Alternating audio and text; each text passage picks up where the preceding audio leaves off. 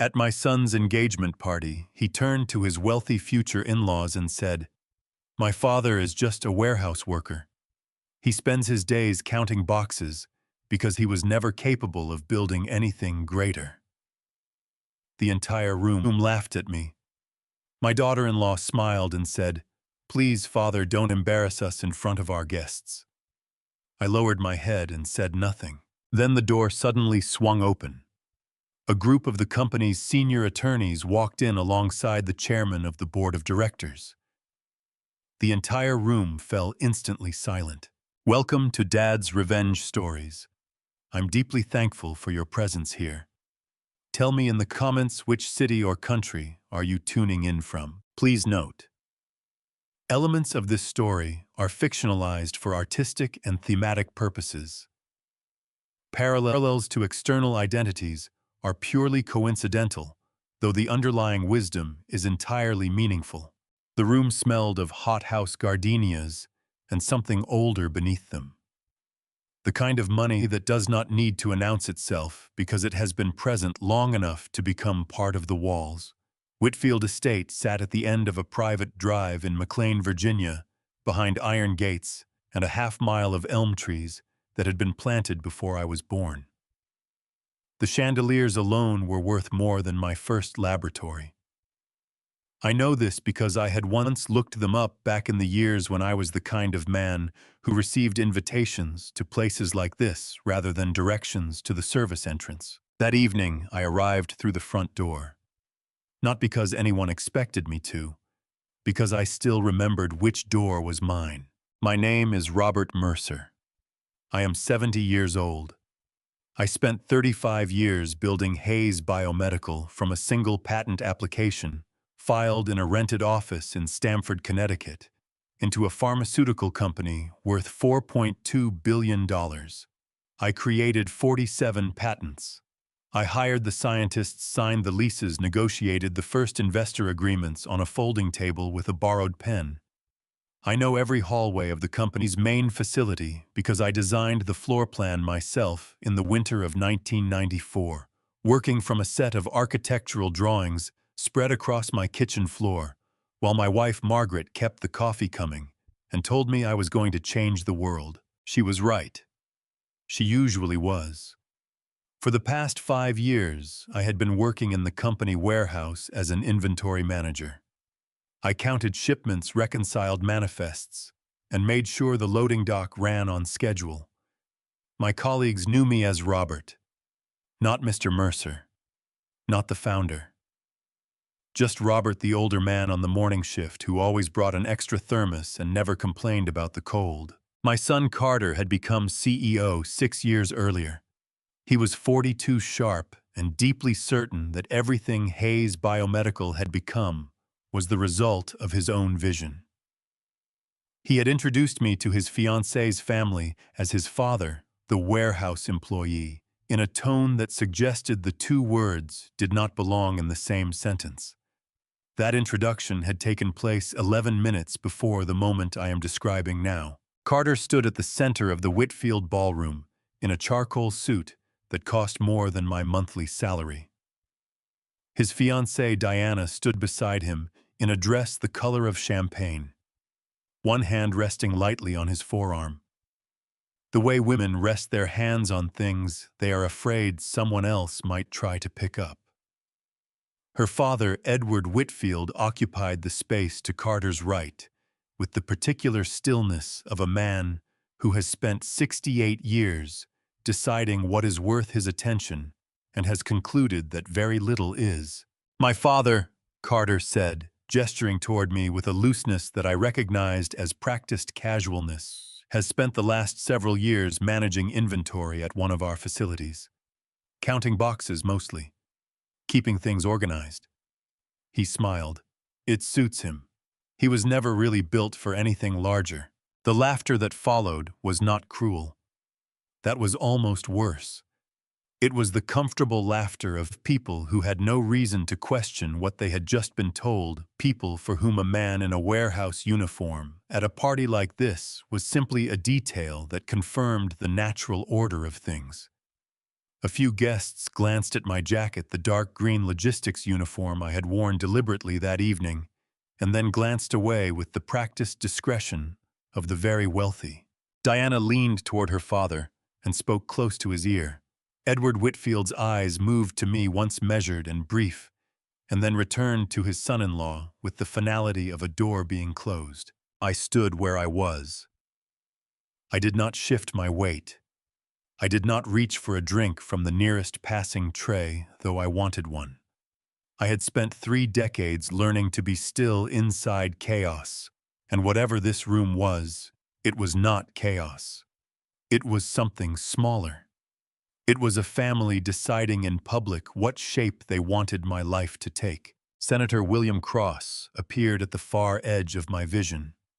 He was a tall man with the careful posture of someone who had spent 20 years being photographed and had learned to make it look effortless. Carter had invited him to him. Edward Whitfield and the senator had accepted because Carter had written a significant check to his education initiative the previous spring. These were the transactions that kept rooms like this running. The senator's eyes found me across the ballroom.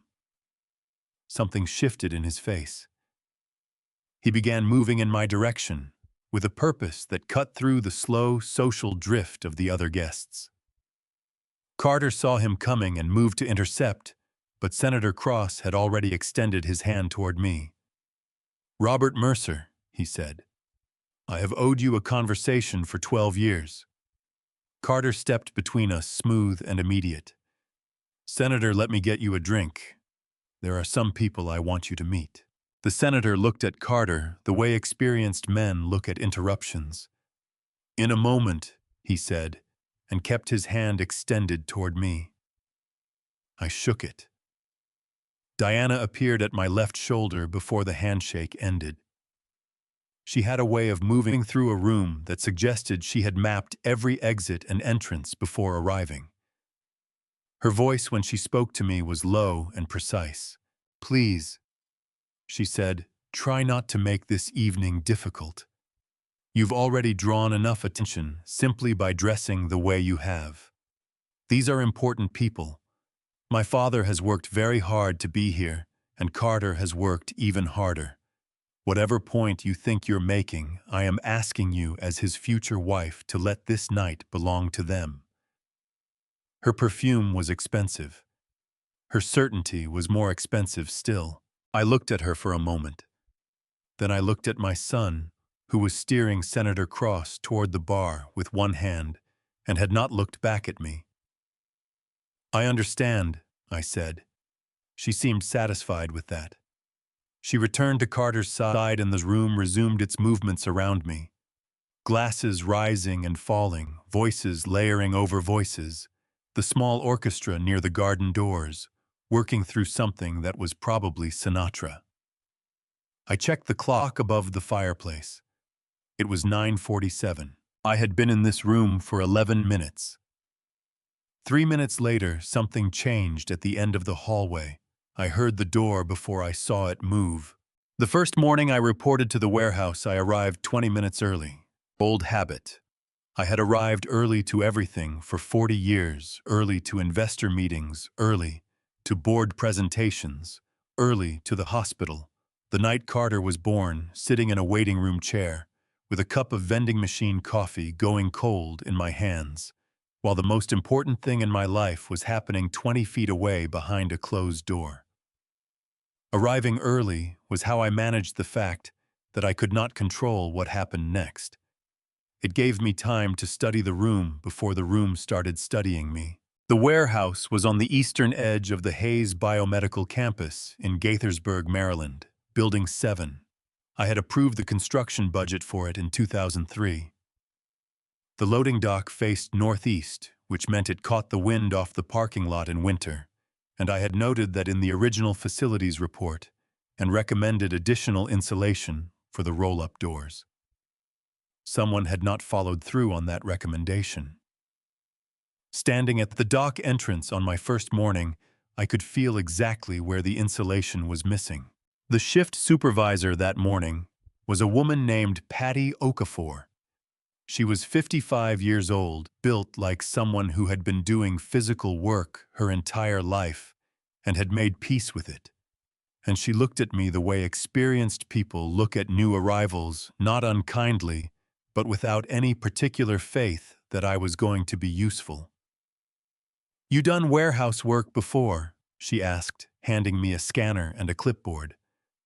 "Not exactly," I said. "What's that mean?" "It means I understand the systems.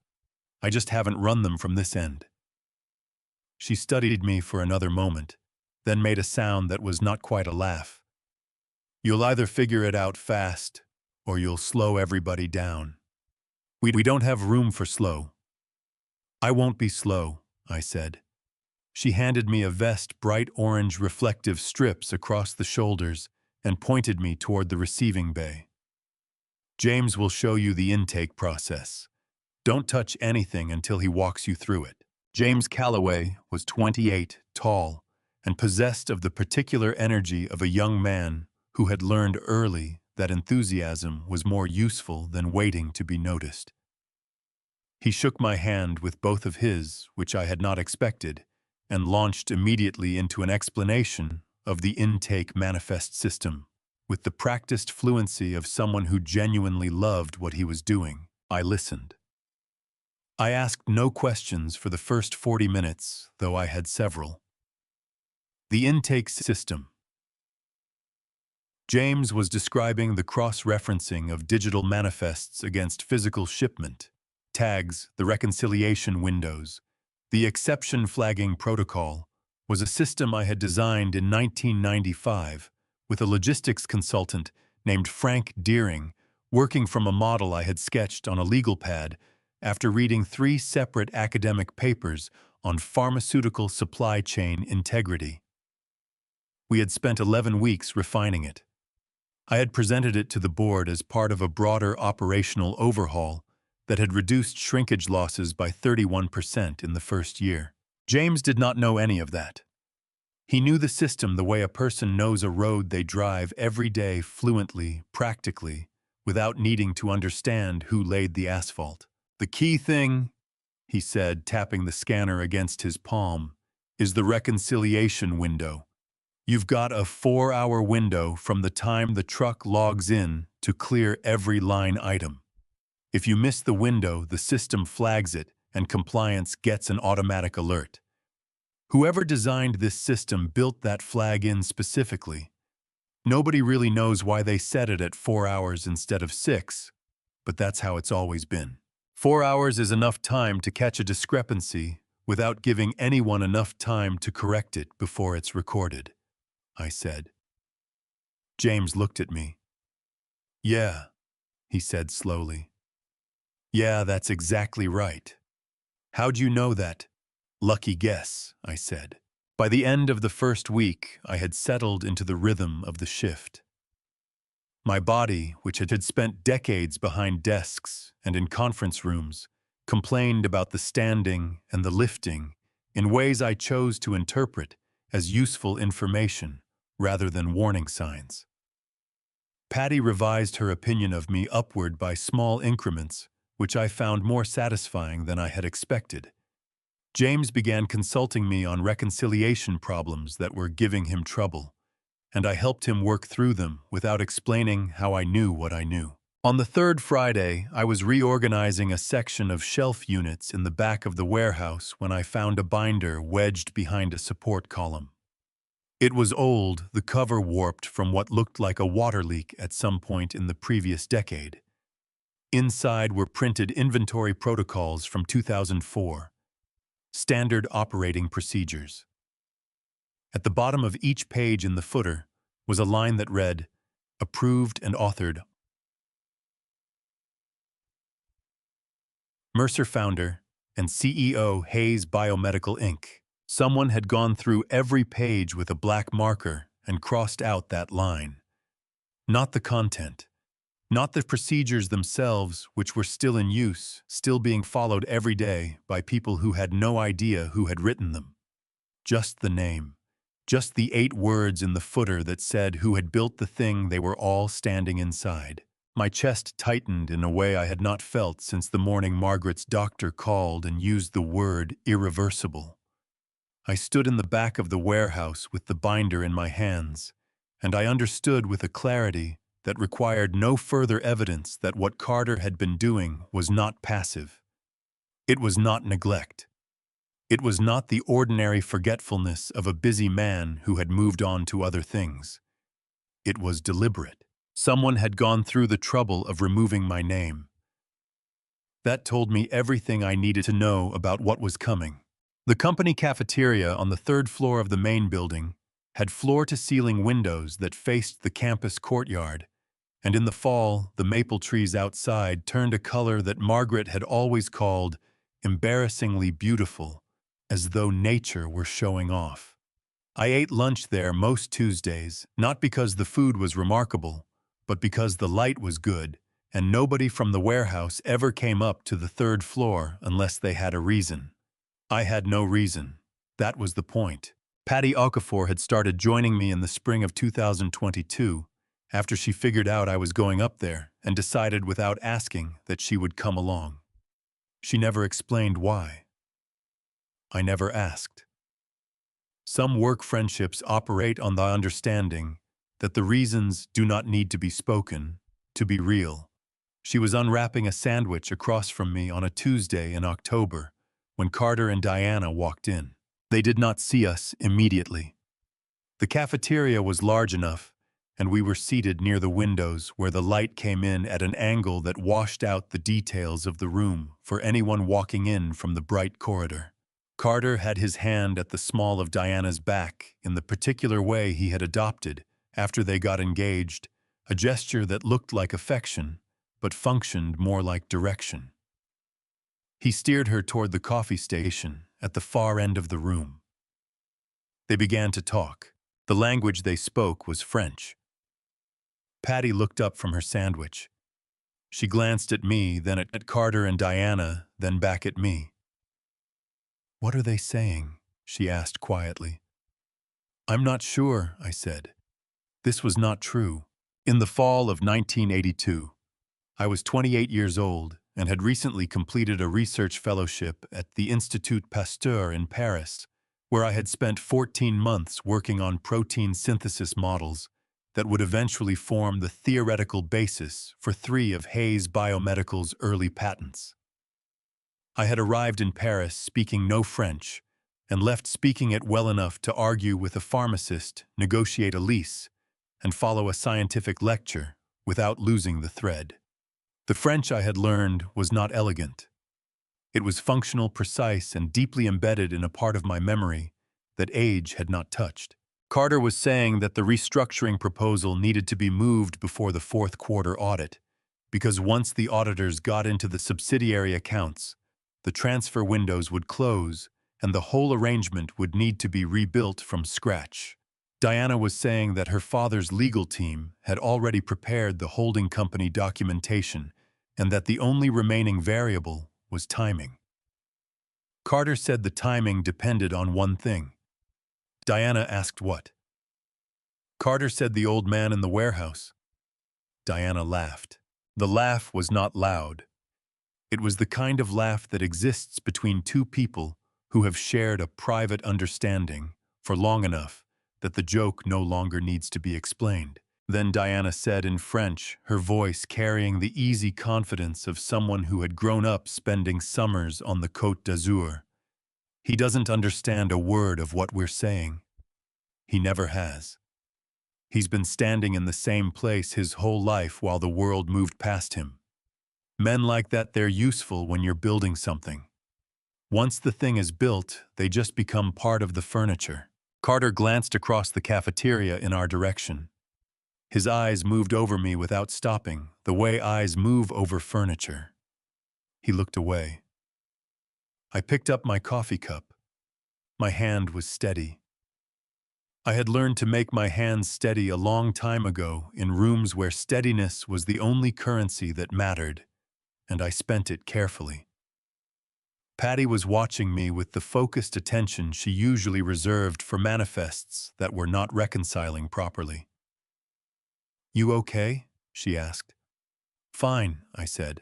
You sure? Because you've got a look on your face like somebody just walked across your grave. It's nothing, I said. Old memory. And it was in a way. The Paris I was remembering was not the Paris of candlelit restaurants and wide boulevards, though I had walked those boulevards more times than I could count. The Paris I was remembering was a basement laboratory in the 5th arrondissement, a November night in 1982, with rain against the high windows and the smell of reagent and cold coffee. A 28-year-old version of myself bent over a notebook with a pen that kept running dry, working on a problem that no one had been able to solve, driven by nothing more complicated than the need to understand how things worked at their most fundamental level. I had not gone to Paris to become someone. I had gone because the work was there. Everything that followed the company, the patents, the $4 billion, the son who was now standing 40 feet away, discussing how to move my life's work out from under me while I sat eating lunch. All of it had grown from that basement and those notebooks, and the particular stubbornness of a young man who did not know yet that some problems were not supposed to be solvable. Diana was laughing again at something Carter had said. The sound of it reached me across the cafeteria like something physical. I finished my coffee. I folded my napkin. I stood up, collected my tray, and nodded to Patty, who was still watching me with that careful, measuring expression she had worn on my first day in the warehouse. She was wrong about many things, Diana, but she had been right about one. I had been standing in the same place my whole life. I just happened to be the one who built the floor. In 1989, I had $35 in my checking account, one patent application pending with the United States Patent and Trademark Office, and a name for a company I had not yet registered. The name came first. That was always how it worked with me, the shape of the thing before the substance of it, the container before the contents. I wrote Hayes Biomedical on a yellow legal pad one evening in November, while Margaret was asleep upstairs, and I stared at it for a long time, the way you stare at something that feels more true than you expected it to. Then I underlined it twice, which was something I did when I was certain, and went to bed. The garage in Stamford was unheated. By December, I had run an extension cord from the house and set up a space heater that glowed orange in the corner and made a ticking sound every few minutes that I eventually stopped hearing, the way you stop hearing a clock. My workbench was a door I had taken off its hinges and laid across two sawhorses. My equipment in those first months was borrowed, rented, or purchased, used from a university surplus sale in New Haven, where I had driven on a Saturday morning in a borrowed pickup truck and spent 4 hours in a parking lot loading centrifuges and spectrophotometers into the bed, while a graduate student who needed the money helped me wrap them in moving blankets. Margaret brought coffee out to the garage every morning at 6. Not because I asked her to. She simply appeared, coat over her robe, 2 mugs in her hands, and sat on the metal stool I kept near the workbench and drank her coffee while I worked. She did not always talk. Some mornings she sat in complete silence for 20 minutes and then went back inside to get ready for her day. And those mornings were among the best of my life. Her presence was a form of belief that required no words to be understood. In February of 1990, the patent application came back with a request for additional documentation. I spent 11 days rewriting the technical specifications. In April, Gerald Hartman called. Gerald was 40 at the time, a decade older than me, and he ran a small life sciences investment group out of an office in Westport that smelled of pipe tobacco and old carpet. He had read about my fellowship research in a trade publication and tracked down my phone number through a contact at Yale.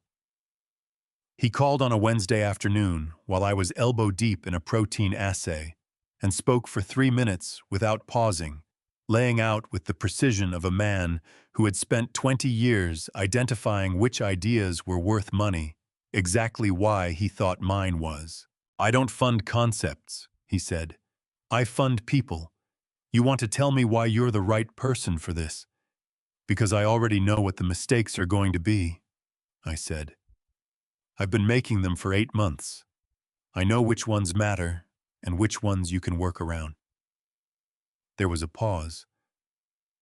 Come in Thursday, he said. I drove to Westport on Thursday in a car that needed a new alternator and parked 2 blocks from Gerald's office so he would not see it. We talked for 3 hours.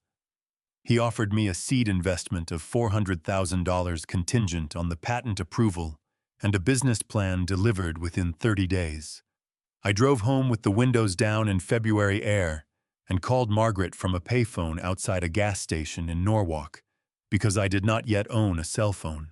We're going to need a real office, I told her. I know, she said.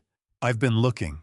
Thomas Ellison came later in the spring of 1992 after the first patent had been approved and a second was in progress. Thomas was a quieter man than Gerald, more deliberate, the kind of investor who read everything twice and asked his questions at the end rather than interrupting. He had made his first significant money in medical devices and understood the pace of pharmaceutical development, the way people understand weather, not with pleasure, but with the resignation of someone who has learned that certain things cannot be hurried. He sat across from me in the first real Hayes biomedical office, a rented suite on the 4th floor of a building in Stamford that smelled of fresh paint and possibility, and he looked at my research files for a long time without speaking. Then he looked up. Who else knows how to do what you do? He asked. Nobody yet, I said. That's the point. He nodded once, slowly, the way Thomas always nodded when he had made up his mind. Then we should move quickly, he said, before someone figures it out. By the year 2000, we had 11 patents. We had a staff of 63. We had moved into a purpose-built facility in Gaithersburg that I had designed myself down to the placement of the loading dock on the northeast corner, and we had signed our first major licensing agreement with a European pharmaceutical company for a compound that would go on to generate more revenue in its first 3 years than everything else we had built combined. Margaret came to the ribbon-cutting ceremony for the new facility. She stood beside me while a photographer from the trade press took pictures I would never see printed in anything she read, and she held my hand with both of hers the way she had held it the night Carter was born. One day, she said quietly, watching the crowd of employees moving through the new building, your son may not fully understand what it took to build all of this. I hope I'm wrong about that. I told her she was wrong. Standing in the cafeteria 34 years later, watching my son look through me like I was a window, I understood that she had not been wrong about anything. She had simply been kind enough to hope. Carter was 9 years old the first time he walked into the laboratory on a Saturday morning and asked me what I was doing. I was running a gel electrophoresis test, which is a process for separating protein molecules by size using an electrical current passed through a gelatin-like medium. It is painstaking work that requires a specific kind of patience, not the passive patience of waiting, but the active patience of watching, of holding your attention. Steady on something that is moving too slowly to see move until suddenly it has moved. I told Carter this. I told him all of it, the science and the patience both, because I had always believed that children deserve accurate explanations rather than simplified ones. He pulled the stool up to the bench and watched for 40 minutes without speaking. When the test was finished, he asked 3 questions. The first was about the electrical current. The second was about why the molecules separated by size rather than by type. The third was whether the same principle could be applied to something other than proteins. That third question was a good one. It was the kind of question that came from a mind that was already looking past the thing in front of it, toward the thing beyond. I told Margaret that evening that Carter was going to be a scientist. She smiled into her coffee cup in the way she smiled when she thought I was missing something obvious. He's going to be whatever makes him feel like he matters, she said. Right now, that's you. Pay attention to who it becomes later. I did not pay enough attention. Carter grew up in the company, the way military children grow up on bases, knowing the language, knowing the hierarchy, understanding instinctively that the place had a logic of its own that preceded him and would outlast him. He interned in our research division at 17. He studied biochemistry at Penn and then got his MBA from Wharton, which was his idea and not mine, and which I supported because I believed then that wanting different tools than your father used was not the same as rejecting what your father built. I was 31 when he met Diana Whitfield at a fundraising dinner in Georgetown. I was not there. Margaret was, and she called me afterward from the car. He met someone, she said. Good, I said. I was reading a licensing proposal and only half listening, which is something I have thought about many times since. Robert. Her voice had a quality I recognized, the careful flatness she used when she was saying something she wanted me to actually hear. She's very beautiful, very confident. Her father is Edward Whitfield. I know who Edward Whitfield is. I know you do. I'm telling you anyway. A pause. She looked at Carter the way certain people look at things they've decided to acquire. I put down the licensing proposal. What did Carter look like? Margaret was quiet for a moment. Like someone who had just been told for the first time that he was extraordinary, she said, and believed every word of it. Diana entered our lives, the way weather enters a house when someone leaves a window open gradually and then all at once until you cannot remember what the air felt like before. She was intelligent and relentless, and she understood with a precision that I came to find unsettling exactly which levers moved people. She did not dislike me. Dislike would have required her to think about me more than she did.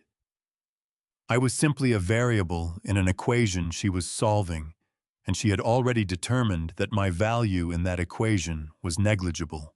The sentence that changed everything was one I did not hear directly.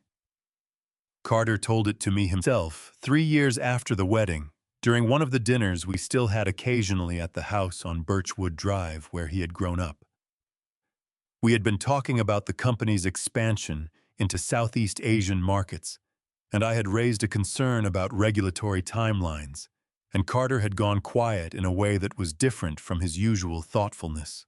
Diana thinks, he said carefully, that as long as you're involved in decisions, people will assume the ideas are coming from you. I set down my fork. She thinks, he continued, not quite meeting my eyes, that I need to establish my own identity separate from the company's founding history. That the story of Hayes Biomedical needs to become my story, not ours. The dining room was warm. Outside, the November wind moved through the birch trees that gave the street its name, a sound like paper being shuffled by someone in another room. I had eaten at that table for 20 years. I had built the company that paid for the house that contained the table. I had watched my son grow from a 9-year-old, asking careful questions about protein separation, into the man sitting across from me now repeating, in his own careful words, something his wife had taught him to believe. Is that what you think? I asked. He picked up his fork. I think she has a point, he said. 6 months later, Carter was named CEO. I was offered a position on the advisory board, with a title that meant nothing and a role that meant less. I declined without explanation. I called Gerald Hartman that evening and told him what I intended to do instead. Gerald was quiet for a long time. The warehouse, he said finally. Yes, Robert. His voice was the voice of a man choosing his words the way you choose footing on uncertain ground. Are you sure? Margaret always said I needed to understand how things worked from every angle. I said. I never did get to the warehouse. he exhaled. How long? As long as it takes, I said. There was another silence. Then Gerald said very quietly, I'll make sure the right people know where to find you when the time comes. I thanked him and hung up the phone. I sat in the kitchen of the Birchwood Drive house for a long time after that, listening to the November wind move through the trees outside, thinking about a 9-year-old boy on a Saturday morning who had asked exactly the right questions. I had answered all of them. I just had not anticipated that someone else would spend the next decade teaching him to forget. The thing about a system you designed yourself is that you know exactly how it is supposed to breathe. Not the technical specifications. Those are written down, codified, available to anyone with clearance to read the operational manual. I mean the rhythm of it. The way numbers should move through the intake manifests in the morning and settle into the reconciliation logs by afternoon. The way exception flags should appear rarely, and when they do appear, they should make sense: a damaged shipment, a mislabeled carton, a vendor error that traces back to a single point of origin. Exceptions have explanations. That is what makes them exceptions rather than patterns. In the fall of 2022, I started seeing patterns. It began with a Tuesday morning intake in late October. A shipment of raw compound materials had arrived from our supplier in North Carolina, 48 cartons documented on the digital manifest as delivered in full. I processed the intake, scanned each carton, and logged the receipt. By the time I ran the afternoon reconciliation, 3 cartons had disappeared from the active inventory without a transfer record, a disposal notation, or a quality rejection flag. They were simply gone as cleanly as if someone had reached into the database and lifted them out with 2 fingers. I flagged it as a discrepancy and submitted the exception report through the standard channel. By the following morning, the report had been closed. The resolution note read, "Clerical error corrected at source. No further action required." I printed the report and put it in the bottom drawer of my workstation under a road atlas of Maryland that had been sitting there since before I started. The second incident happened 3 weeks later. A different shipment, a different supplier, the same clean disappearance from the active inventory log. This time, 11 cartons. The exception report was closed within 6 hours. Clerical error corrected at source. James Calloway found me in the back of the warehouse that Friday afternoon, recounting a section of shelving that did not need recounting. "You doing the math again?" he asked. He had developed an instinct for when I was working through something, which I attributed to the fact that he was observant in the particular way of young people who have learned that paying attention is the best available substitute for experience. "Just checking my work," I said. He leaned against the shelf unit and crossed his arms. "Those exception reports you've been filing, somebody keeps closing them out same day." I looked at him. "You noticed that?" "Hard not to. In 3 years here, I've never seen a same-day close on a physical inventory discrepancy. Usually takes at least a week for compliance to review." He paused. "Who has the authority to close exception reports without a compliance review?" "Senior Operations Management," I said, "or anyone they delegate that authority to." James chewed on that for a moment. "That's a pretty short list." "Yes," I said, "it is." I did not tell James what I had already begun to understand, because understanding it and being able to prove it were 2 different things, and I had spent enough years in boardrooms to know that the distance between those 2 points was where careers went to die. What I understood was this: the cartons were not disappearing because of clerical errors.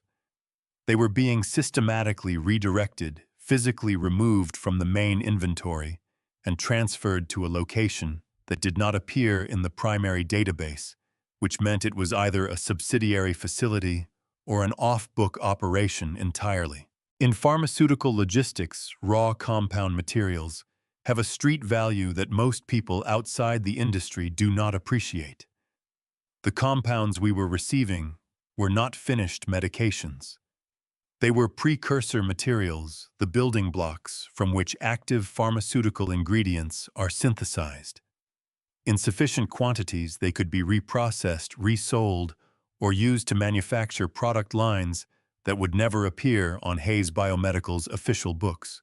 I went home that evening and spent 3 hours with a legal pad and a calculator working backward from the exception reports I had saved. The numbers I arrived at extrapolated across the 18 months. I had been tracking discrepancies, suggested a total diversion of materials worth somewhere between $1.8 and $2.4 billion at current market rates. I sat at my kitchen table and looked at that number for a long time. Then I thought about Carter at 9 years old, asking careful questions about protein separation and about Margaret telling me to pay attention to who he would become. I thought about the yellow legal pad where I had written Hayes Biomedical for the first time, underlining it twice because I was certain. I thought about the extension cord running from the house to the unheated garage, and the orange glow of the space heater in December, and the 48 months I had spent building something from the specific belief that it was worth building. $2.4 billion. Not stolen in the dramatic way that people imagine theft, not carried out in bags, not transferred in a single transaction that would trigger every alarm in the system simultaneously. Taken slowly, carefully, in quantities, small enough to be explained away as clerical errors by anyone with the authority to close exception reports without a compliance review. My son was dismantling everything I had built one line item at a time. I opened the bottom drawer of the kitchen cabinet, where Margaret had kept her recipe cards, and removed the yellow legal pad I had been using to track the discrepancies. I wrote the date at the top of a new page. Beneath it, I wrote a single sentence. I had spent 35 years building something. I was not going to spend the next year watching it disappear. The evening I worked out the $2.4 billion figure, I sat at my kitchen table for a long time before I picked up the phone. I was not calling a lawyer. I was not calling Gerald Hartman, though I had considered it. I was calling a man named Raymond Stokes, who had been the director of financial research at Hayes Biomedical until 18 months earlier, when Carter had terminated his employment on a Thursday afternoon with 2 weeks of severance and a non-disclosure agreement that Raymond had signed because he had a daughter starting college in the fall and a mortgage on a house in Rockville and no immediate alternative. I had known Raymond for 11 years. I had hired him myself in 2010, recruited from a pharmaceutical auditing firm in Boston, where he had spent 8 years developing a reputation for finding things that other people's accounting departments preferred to keep unfound. He was methodical, honest, in the specific way that made certain executives uncomfortable and possessed of a memory for financial detail that I had come to rely on, the way you rely on a good instrument, not because it tells you what you want to hear, but because it tells you what is actually there. Carter had fired him in the spring of 2021, 14 months before the evening I was sitting at my kitchen table with a legal pad full of numbers that told a story I did not want to be true. The official reason given was restructuring. The actual reason, which Raymond had told me in a parking garage in Bethesda 3 weeks after his termination, was that he had flagged a series of financial irregularities in the subsidiary accounts during a routine internal audit and submitted a formal concerns report to the compliance officer. The compliance officer had forwarded the report to Carter. Raymond had been called into Carter's office the following morning. I drove to Bethesda that December evening in 2022, the legal pad on the passenger seat beside me. Raymond lived in a rented apartment on the 3rd floor of a building near the metro station, a significant reduction from the house in Rockville that he had sold 8 months after losing his job because the mortgage payments had become unsustainable. He had not found work in the industry. Carter had been thorough about that. 2 phone calls to the right people, at the right firms, a carefully worded conversation at an industry conference, and Raymond Stokes had become the kind of candidate that search committees passed over without explanation. He opened the door in a flannel shirt and reading glasses, and for a moment he simply looked at me the way people look at things they have stopped expecting to see. "Robert," he said. "May I come in?" I asked. He stepped back and let me in. The apartment was small and orderly, the kind of space arranged by someone who had learned to take comfort in the controllable things. There were books stacked on every flat surface. On the kitchen counter, a half-finished cup of coffee sat beside an open laptop, displaying a spreadsheet. Old habit, I thought. Some people cannot stop doing the work even when the work has stopped paying them. I sat at his kitchen table and placed the legal pad between us. He looked at the numbers for a long time, without touching the pad. His jaw tightened once a small movement, and then he exhaled through his nose and leaned back in his chair. "How long have you been tracking this?" he asked. "About 2 years," I said. "From the warehouse. The patterns started small. I didn't understand what I was seeing until the fall." He looked up at me sharply. "You've been in the warehouse this whole time?" "Yes." "Does Carter know?" "He knows I work there. He does not know what I have been doing while I work there." Raymond picked up the legal pad and studied it more carefully, turning pages, making small sounds under his breath that were not quite words. After several minutes, he set it down and removed his reading glasses and rubbed the bridge of his nose with 2 fingers. "This is bigger than what I found," he said. "What I flagged in the audit was maybe 300 million, maybe 4. This is—" He stopped. "This is the whole architecture. This is not an irregularity. This is a structure. Someone built this deliberately over a long period of time." "Yes," I said. "Carter built this." "I believe so." Raymond was quiet for a moment. Outside, a metro train passed on the elevated track 2 blocks away, the sound of it rising and fading, like something trying to get somewhere in a hurry. Then he said, "What do you need from me?" "The audit report you filed," I said. "The original before it was forwarded to Carter, and anything else you kept." He looked at me steadily. "I kept everything," he said. "I kept it because I knew someday someone was going to need it. I just did not know it was going to be you sitting at my kitchen table asking for it." I reached into the inside pocket of my jacket and placed an envelope on the table beside the legal pad. Raymond looked at it without picking it up. "What is this?" he asked. "A monthly transfer," I said.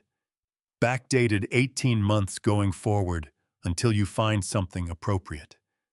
I should have done this when they let you go. I did not move quickly enough." He pushed the envelope back across the table toward me. "I don't want your money, Robert."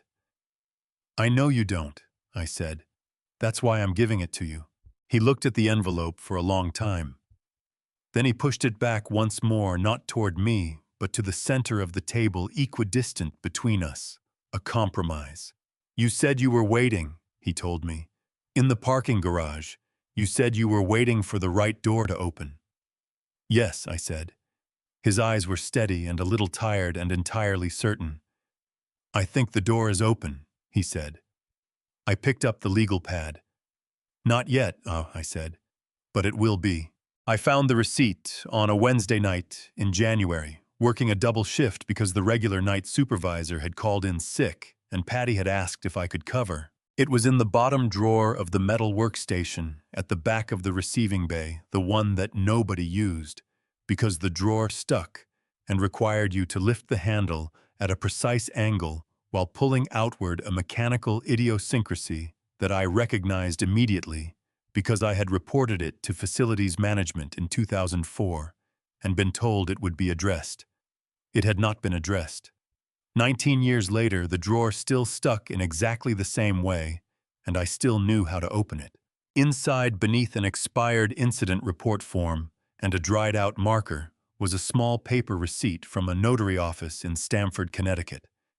I recognized the handwriting on the back before I recognized what the paper was. Margaret had tucked it into the pocket of an old coat I had left in Building 7 on my first week, a coat I had forgotten about entirely, until Patty had found it in the back of the supply closet and returned it to my workstation drawer without comment. The date on the receipt was March 14, 2010. The service listed was document authentication and secure storage transfer. The amount paid was $40. In the signature line at the bottom in the handwriting I would have recognized anywhere was Margaret's name. I sat down on the metal stool and held the receipt under the work light for a long time. March 2010. Margaret had been diagnosed in January of that year with the condition that would take her from us 4 years later. A slow and specific cruelty that the doctors described in clinical language designed to create distance from what they were actually saying. She had not told me about the diagnosis for 3 weeks, not because she was afraid, but because she wanted to understand it fully herself before she brought it to me. That was Margaret. She processed things privately and then arrived at conversations already knowing what she thought, which meant that by the time she told me she was sick, she had also already decided how she wanted to handle it. In March of 2010, while I was flying between Gaithersburg and a licensing meeting in Zurich, my wife had driven herself to a notary office in Stamford, authenticated a set of documents, and transferred them to secure storage. She had paid $40. She had not mentioned it to me. I knew who Christine Holloway was. She had been the company's lead outside counsel since 2007, a precise and careful woman who spoke in complete sentences and billed in 6-minute increments, and had never in 15 years of working together given me a reason to doubt either her competence or her discretion. She had attended Margaret's funeral. She had stood near the back of the church in a dark coat and left before the reception, which I had thought at the time was professional courtesy. I understood now that it might have been something else. I called her from this warehouse at 11:47 at night. She answered on the second ring, which told me she kept her phone on her nightstand, which told me she was the kind of person who expected that important calls did not wait for business hours. "Robert," she said. Not a question. "You knew she was going to call someday," I said. A pause. Not the pause of someone deciding what to say, but the pause of someone who had been waiting a long time to say it, and was taking one final moment to make sure they got it right. "She told me you would call when you were ready," Christine said. "She said you would know what you were looking for before you found it, and that when you called, you would already understand most of what I was going to tell you." My chest tightened, the way it had tightened in the warehouse when I found the binder with my name crossed out. But this time the feeling was different. It was not anger. It was something closer to grief folded around gratitude, the particular sensation of being understood by someone who is no longer there to be thanked for it. "What did she send you?" I asked. "A sealed envelope," Christine said. "Inside the envelope is a document portfolio. I have not opened it." Her instructions were explicit.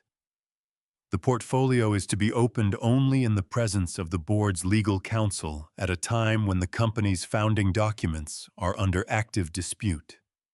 Another pause. "Are the founding documents under active dispute, Robert?"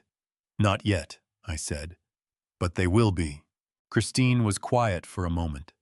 Outside the warehouse, a truck was idling at the loading dock, its engine a low, steady vibration I could feel through the floor. "She also left a letter," Christine said. "A personal one addressed to you. She asked me to read you one line from it if you ever called. Just one line. She said you would know what to do with it. My throat tightened. Go ahead, I said. I heard Christine take a breath.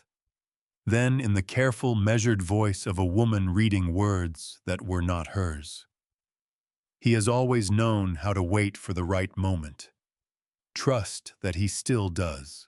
I sat with that for a long time, the receipt in one hand and the phone in the other. The warehouse quiet around me, except for the idling truck and the hum of the fluorescent lights overhead. 14 years. She had written those 14 years ago and left them with a woman she trusted to deliver them at the right moment, because she had known with the particular certainty of someone who loved a person completely that there would be a right moment, that I would find it, that I would call. Don't open the portfolio yet, I said. I won't, Christine said. When? I looked at the receipt in my hand. $40. Stamford, Connecticut. March 14th, 2010. My wife preparing for a future she would not be alive to see, making sure I would not have to face it without her. You'll know, I said. Carter called on a Tuesday morning in late September, 3 weeks before the party. I was in the middle of a reconciliation run on the morning intake when my personal phone vibrated in my jacket pocket. Not the warehouse communication device, but the older phone I kept for calls that had nothing to do with inventory manifests. I saw Carter's name on the screen and finished logging the current line item before I answered, which took approximately 40 seconds, which I knew he would notice and which I did not mind him noticing. Dad, he said. The word had developed over the years a quality I could not quite name. Not cold exactly, but load-bearing in the wrong direction, as though the syllable were doing work it had not been designed for. I wanted to make sure you had the date. October 18th. The Whitfield Estate in McLean. I have it, I said. Diana's family is hosting. It's a combined event, the company anniversary and the engagement announcement together. A pause. It's going to be a significant evening. Important people. I understand. I just want to make sure we're on the same page about... He stopped. I could hear him choosing his words, the way people choose footing on a staircase they are not certain will hold. About the nature of the evening. It's a formal event. Black tie. Diana's father has invited several major investors and 2 members of the governor's board. I'll dress appropriately, I said. Another pause longer this time. Good. That's good. He said it the way people say things they are not entirely sure they believe. I'll have someone send you the address. I know the address, I said. I approved the zoning variance for that property in 2007 when the Whitfields expanded the East Wing. Gerald Hartman asked me to sign off on it as a professional courtesy. The silence that followed had a particular texture. Right, Carter said finally. Of course, I'll see you there. He ended the call before I could respond, which was something he had been doing for several years and which I had come to understand was not rudeness, so much as the conversational equivalent of leaving a room before the temperature could change. I stood at the reconciliation terminal for a moment, after he hung up looking at nothing in particular. Then I put the phone back in my pocket and finished the morning intake. Thomas Ellison called 2 days later. We met the following Saturday at a diner in Rockville that had been open since 1987 and served coffee in ceramic mugs that were too heavy to be elegant and too reliable to be replaced. Thomas had been coming to this particular diner since before I met him, and he had been ordering the same breakfast for 30 years, 2 eggs over easy wheat toast, black coffee, no substitutions. There was something I had always found steadying about a man who knew exactly what he wanted and did not feel the need to vary it. I was already in the booth when I arrived, his coat folded on the seat beside him, the coffee already poured. He looked older than the last time I had seen him, which had been at a board function 2 years earlier, where we had exchanged 14 words and a handshake. But his eyes were the same, the careful measuring eyes of a man who had spent 60 years deciding what was worth his attention. October 18th, he said before I had fully settled into the booth. Carter told me, I said. I know he told you. Thomas wrapped both hands around his mug. I'm telling you something different. I've spoken to 9 of the 14 primary shareholders. They will all be at the Whitfield estate on October 18th. I looked at him. Carter invited them. Carter invited 4 of them. I invited the other 5. He picked up his coffee and looked at me over the rim of the mug with the expression of a man who has made a decision and is entirely comfortable with it. They deserve to see who actually built this company, Robert. They have been told a version of the story for 6 years that is missing most of the important parts. I am correcting that. Thomas, I said carefully, I need you to understand that I am not doing this for the reaction in that room. I know you're not, he said. That's why I'm doing it for you. We sat with that for a moment. The diner moved around us, the way diners move on Saturday mornings slowly, with the particular comfort of people who are not in a hurry and have nowhere more important to be. Gerald is coordinating with Christine Holloway, Thomas said. Raymond Stokes will be available if needed. The portfolio your wife left with Christine. I don't know what's in it, but Gerald tells me it exists, and that's enough for me.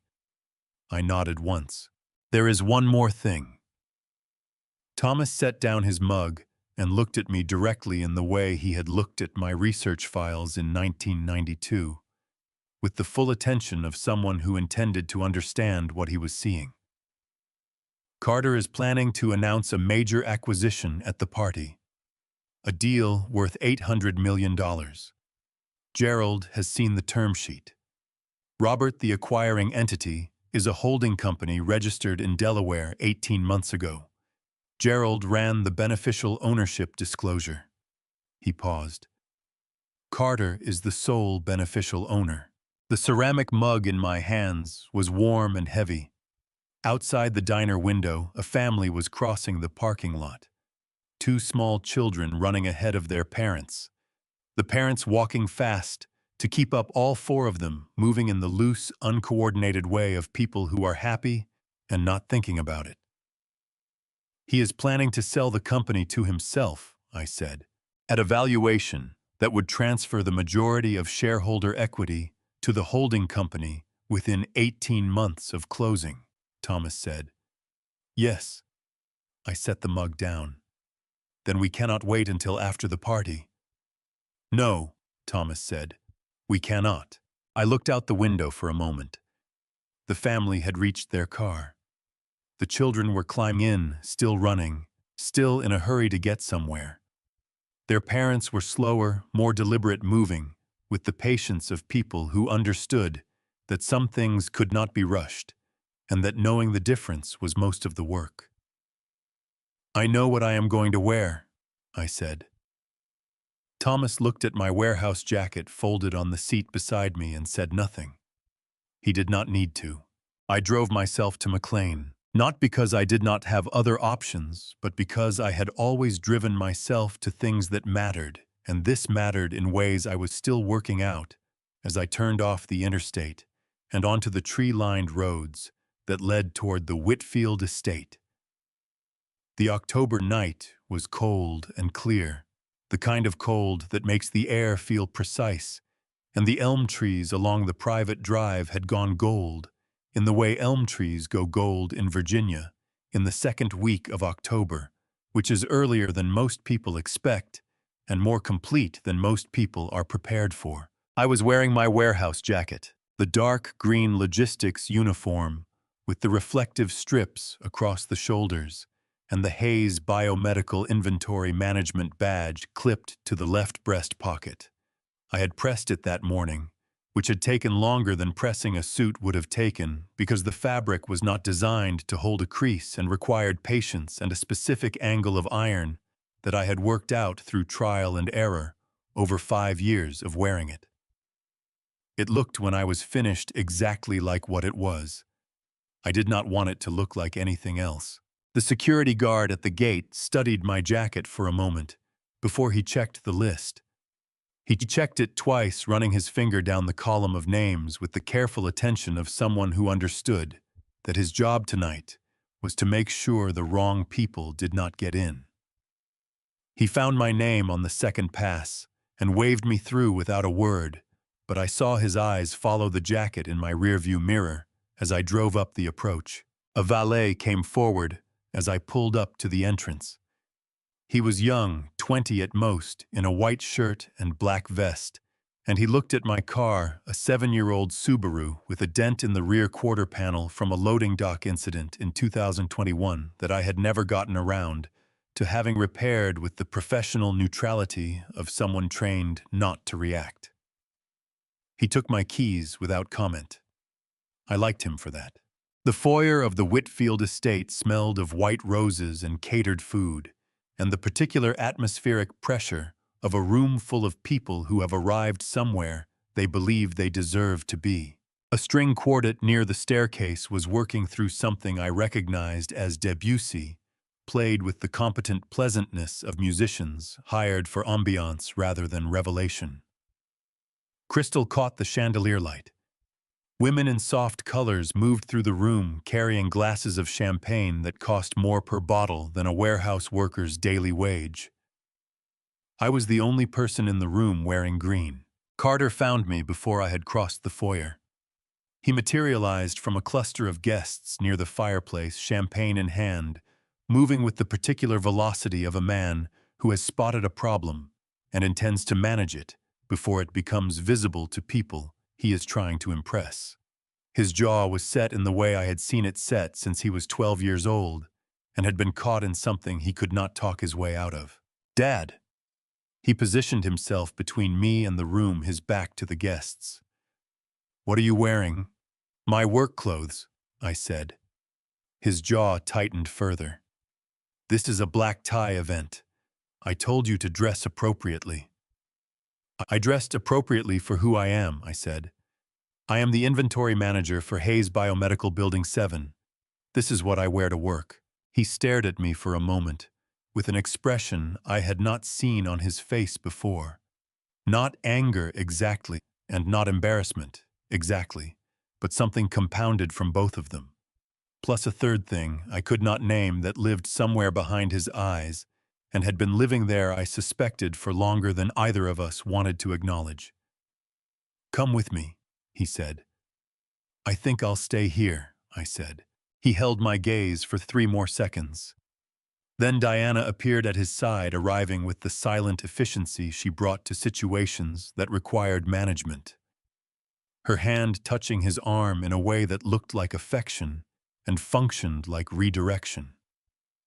She looked at my jacket once, a single comprehensive assessment, and then looked at Carter. "Introduce him," she said quietly. "Get it over with." What followed was the most efficient social execution I had witnessed in 50 years of attending events where social executions occurred with some regularity.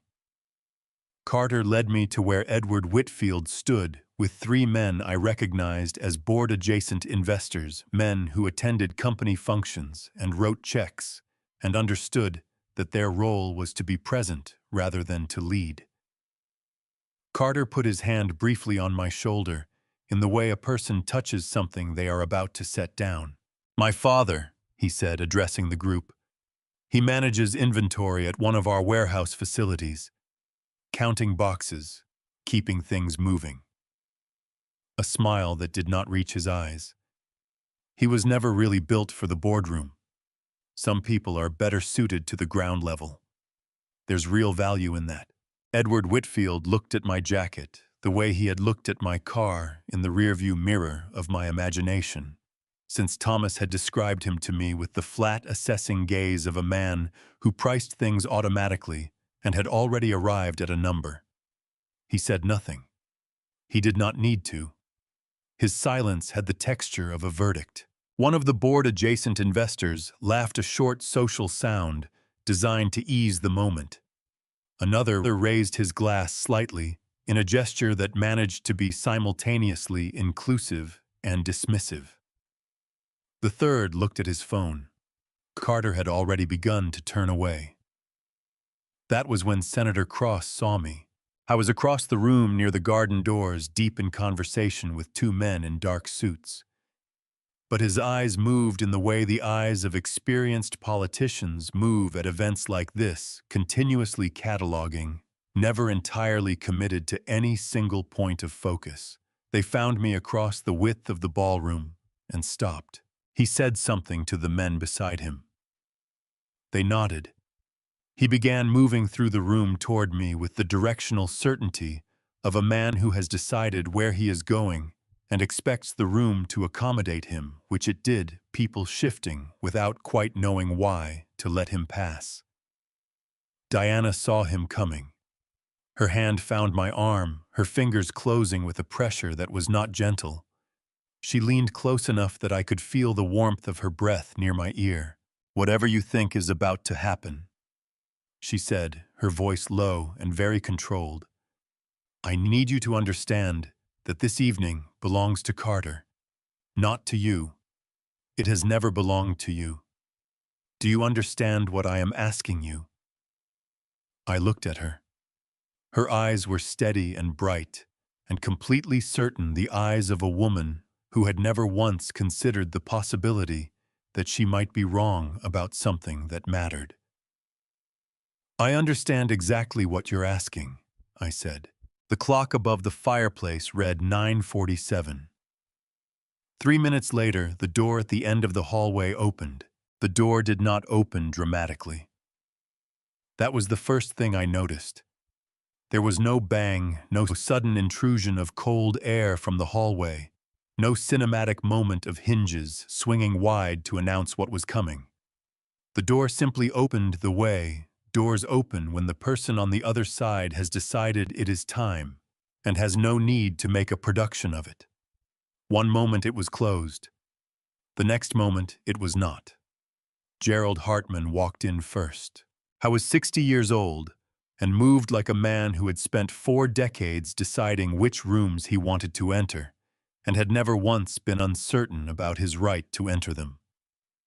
He wore a dark suit without a tie, which in a room full of black tie was either an oversight or a statement, and with Gerald it was never an oversight. His eyes moved across the room with the practiced efficiency of someone conducting an assessment, and when they found me standing near the fireplace in my green warehouse jacket, with Diana's hand still warm on my arm, from 30 seconds ago, something in his expression settled the way the needle of a compass settles when it has finally found north. Christine Holloway came through the door behind him, carrying a leather portfolio that I recognized as the kind used for documents that needed to remain flat and undamaged. She was dressed in dark gray, professional and unhurried, and she scanned the room the way lawyers scan rooms, looking not at people but at configurations, assessing where things stood in relation to each other, and what that meant for what came next. Raymond Stokes came last. He wore a suit that was slightly too large for him in the shoulders, the suit of a man who had lost weight since the last time he had needed to dress formally, and his face had the particular set of someone who has been waiting a long time for a thing and is now actively preventing himself from feeling it too soon. His eyes found mine across the room and held them for a moment. I gave him the smallest nod I could manage. He returned it. The string quartet had not yet registered that anything had changed. They were still playing Debussy, the notes falling into the room, like something that belonged to a different evening entirely. Gerald walked toward me. Not around me. Toward me. He moved through the clusters of guests, the way water moves through a space, not pushing, simply occupying, and the room adjusted around him without quite understanding that it had done so. He stopped in front of me and extended his hand. "Robert Ting," he said, and shook it with both of his, which was something he had done since 1990 and which I had never once taken for granted. Carter was at my side before the handshake ended. He had crossed the room in 11 seconds, which I counted, and his arrival had the controlled urgency of a man who understands that something is happening, that he cannot stop but has not yet accepted that he cannot stop it. Gerald. His voice carried the specific register of a CEO addressing a board member at a social event, warm on the surface, load-bearing underneath. I wasn't aware you were attending this evening. I wasn't aware I needed an invitation, Gerald said pleasantly. I've been a primary shareholder for 32 years. These sorts of events have always included me. He glanced around the room. I see Thomas is already here. Good. Carter's jaw tightened in the way I had watched it tighten all evening. But this time there was something different. Underneath it, a flicker of something I had not seen on my son's face in many years. Not anger, not calculation. Something closer to the expression he had worn at 9 years old, when a laboratory experiment had produced a result he had not predicted and could not immediately explain. We need to talk about the acquisition, Gerald said. His voice had dropped, but not enough that the three people standing nearest to us, one of whom was Edward Whitfield, could not hear if they chose to. The term sheet that was circulated to the board this morning. Specifically, the beneficial ownership structure of the acquiring entity. Carter went very still. This is not the appropriate venue, Carter said. I disagree, Gerald said. The announcement was scheduled for this venue. The correction should happen in the same place. He looked at Carter steadily. The board has reviewed the term sheet. We have also reviewed the beneficial ownership disclosure. Carter, the acquiring entity, is registered to a holding company, of which you are the sole owner. You are proposing to sell Hayes Biomedical to yourself at a valuation that would transfer majority shareholder equity to your personal account within 18 months of closing. The string quartet finished their piece. In the silence between movements, Gerald's last sentence hung in the air of the Whitfield ballroom, with the particular weight of a thing that cannot be unsaid. Diana stepped forward. Her composure was extraordinary. I noted this with something that was not quite admiration, but was adjacent to it. Her voice when she spoke was controlled and precise. This is a private family event. Whatever concerns the board has about business matters can be addressed through the appropriate channels on Monday morning.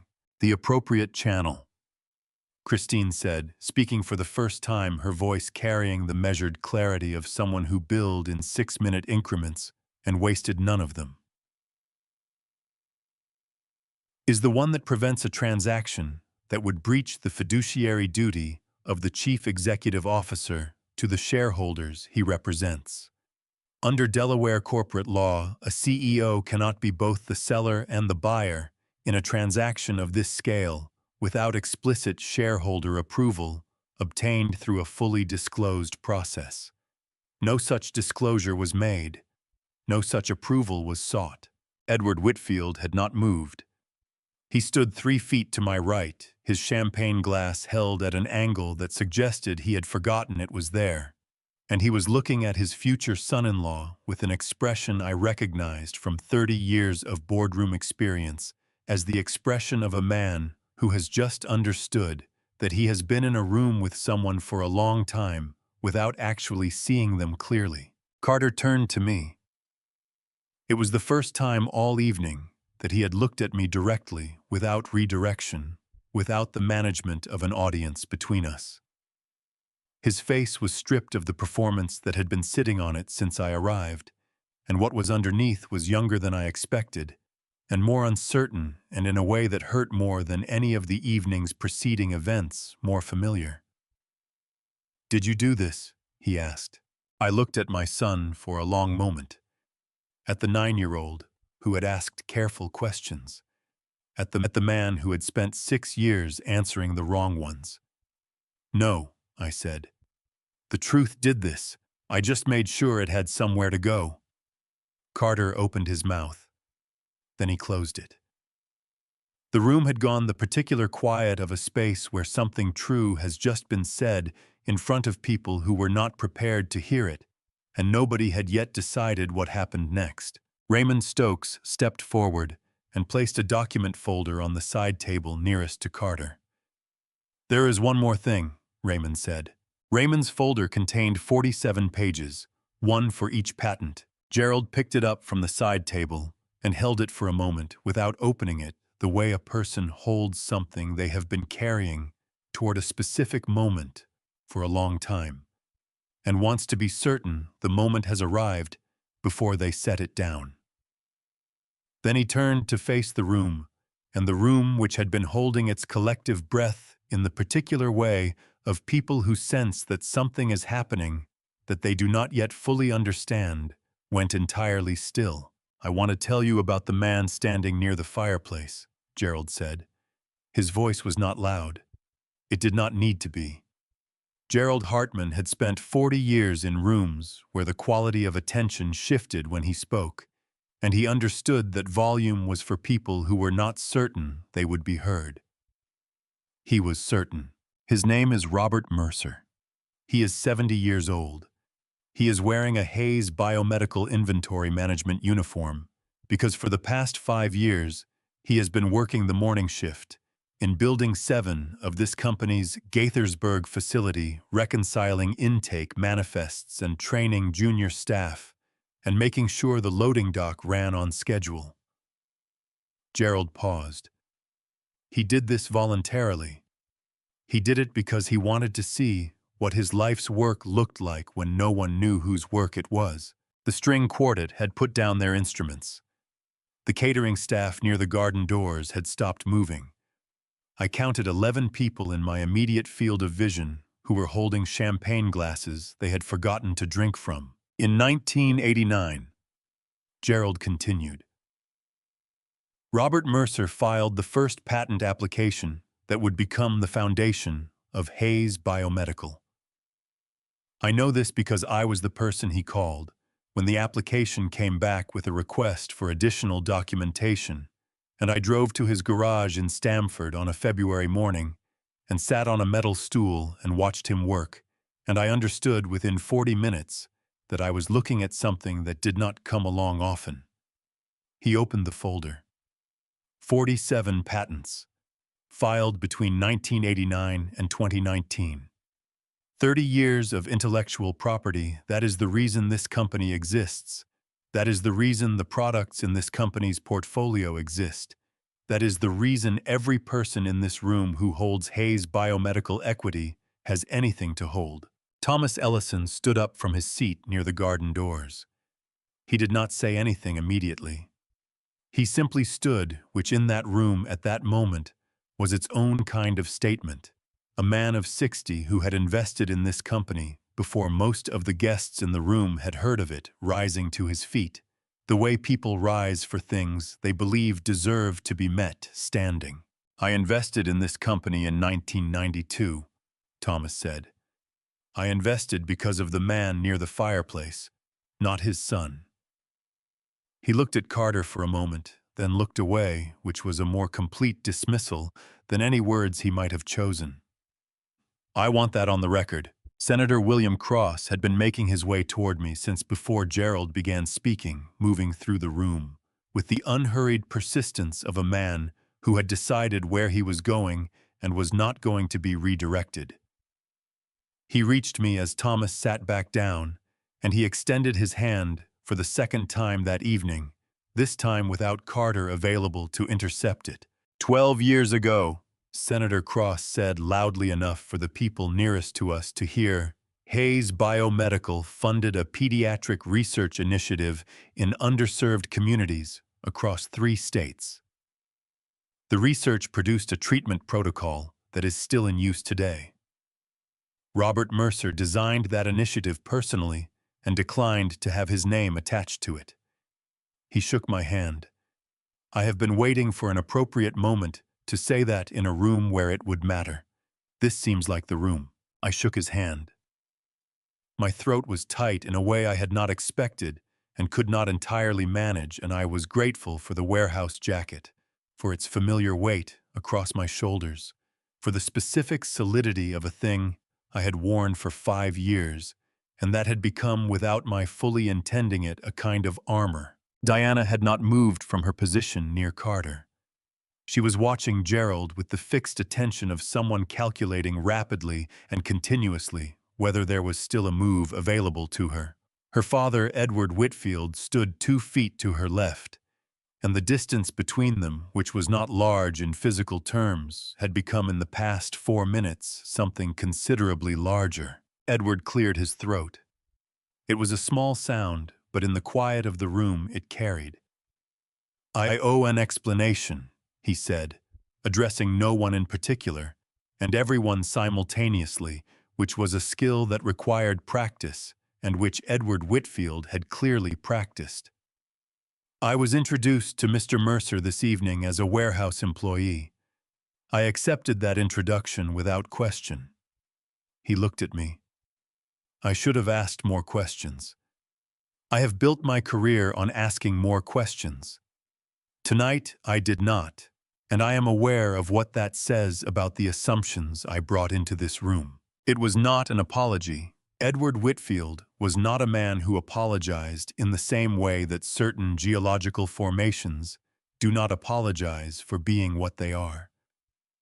But it was an acknowledgement, and from Edward Whitfield in that room on that evening, an acknowledgement was the more difficult thing to give. Carter had not spoken since asking me whether I had done this. He stood at the center of the room in his charcoal suit, champagne glass still in his hand, though I could see from the angle of his wrist that he had forgotten it was there. And he was looking at Gerald with an expression that had moved past calculation and past anger into something rawer and less managed that I recognized with a pain I had not prepared for as the expression of a man who is understanding something for the first time that he cannot unknow. Gerald closed the folder. "Carter," he said not unkindly, "the board will need to meet on Monday. The acquisition cannot proceed as structured. We will discuss the path forward at that time." He set the folder on the side table with the quiet finality of a thing completed. "Tonight, I think, is finished with its business." Carter opened his mouth. Then he closed it. In 30 years, I had watched my son talk his way through every difficult room he had ever entered. He had never once been in a room he could not talk his way through. Until now. Before I reveal the exact paper trail that brought this whole setup crashing down, type "still here" in the comments right now so I know you're writing this out with me. And a quick note, the upcoming section includes dramatized and fictionalized elements for story flow. If that's not your style, feel free to step away now. Christine Holloway did not raise her voice to get the room's attention. She simply placed her leather portfolio on the side table beside Raymond's folder, opened it to the first marked page, and began speaking in the measured cadence of someone who understood that precision was more persuasive than volume, and that the truth properly documented did not require theatrical presentation to do its work. "I want to address the financial record," she said. "Specifically the movement of corporate assets from Hayes Biomedical's primary operating accounts into subsidiary structures over the past 3 years."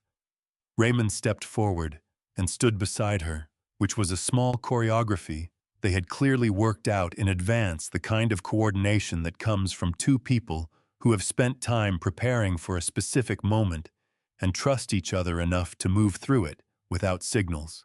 "The figures I am going to describe," Christine continued, "come from internal audit records, subsidiary account disclosures, and a set of financial documentation that was preserved by Mr. Stokes during his tenure as Director of Financial Research prior to his termination in March of 2021. She looked at Carter directly. Mr. Stokes preserved this documentation because he believed correctly that it would be needed. Carter had recovered enough to arrange his face into something that resembled composure. He stood with his weight slightly forward, the posture of a man preparing to push back against something, and his jaw had the particular set I had watched all evening, tight, controlled, ready. Diana stood beside him, one hand resting on the back of a nearby chair, her posture unchanged, her expression. The expression of someone who has decided that composure is the only remaining option and is committed to it entirely. Christine turned to the third page of her portfolio and read a figure aloud. It was not $2.4 billion. It was 2.7. I had undercounted by 300 million working from the warehouse manifests alone. Raymond, who had access to the subsidiary account records I could not reach from Building 7, had found the rest. The room absorbed the number, the way rooms absorb things that are too large to be immediately processed, a collective stillness, a recalibration, a silence that was not empty, but densely full of people doing arithmetic and arriving at conclusions they had not been prepared to arrive at this evening. Edward Whitfield set his champagne glass down on the nearest surface. The small sound of crystal meeting marble was the only sound in the room for approximately 3 seconds. Christine turned to page 7. This line item, she said, indicating a figure on the page, represents a purchase made in February of this year from a luxury goods retailer in New York. The purchase was charged to Hayes Biomedical's discretionary operations account, a corporate account designated for business-related expenditures under a category description of client relations and executive presentation materials. She paused. The item purchased was a diamond ring. The retail value at time of purchase was $240,000. The room did not make a sound. Diana's hand resting on the back of the chair tightened. It was a small movement, the kind of movement that a person makes when they are exerting control over a larger movement that wants to happen. And I watched it with the attention I had brought to intake manifests and reconciliation logs for 5 years, the attention of someone who had learned that the smallest discrepancies were where the truth lived. Every eye in the room moved to Diana's left hand.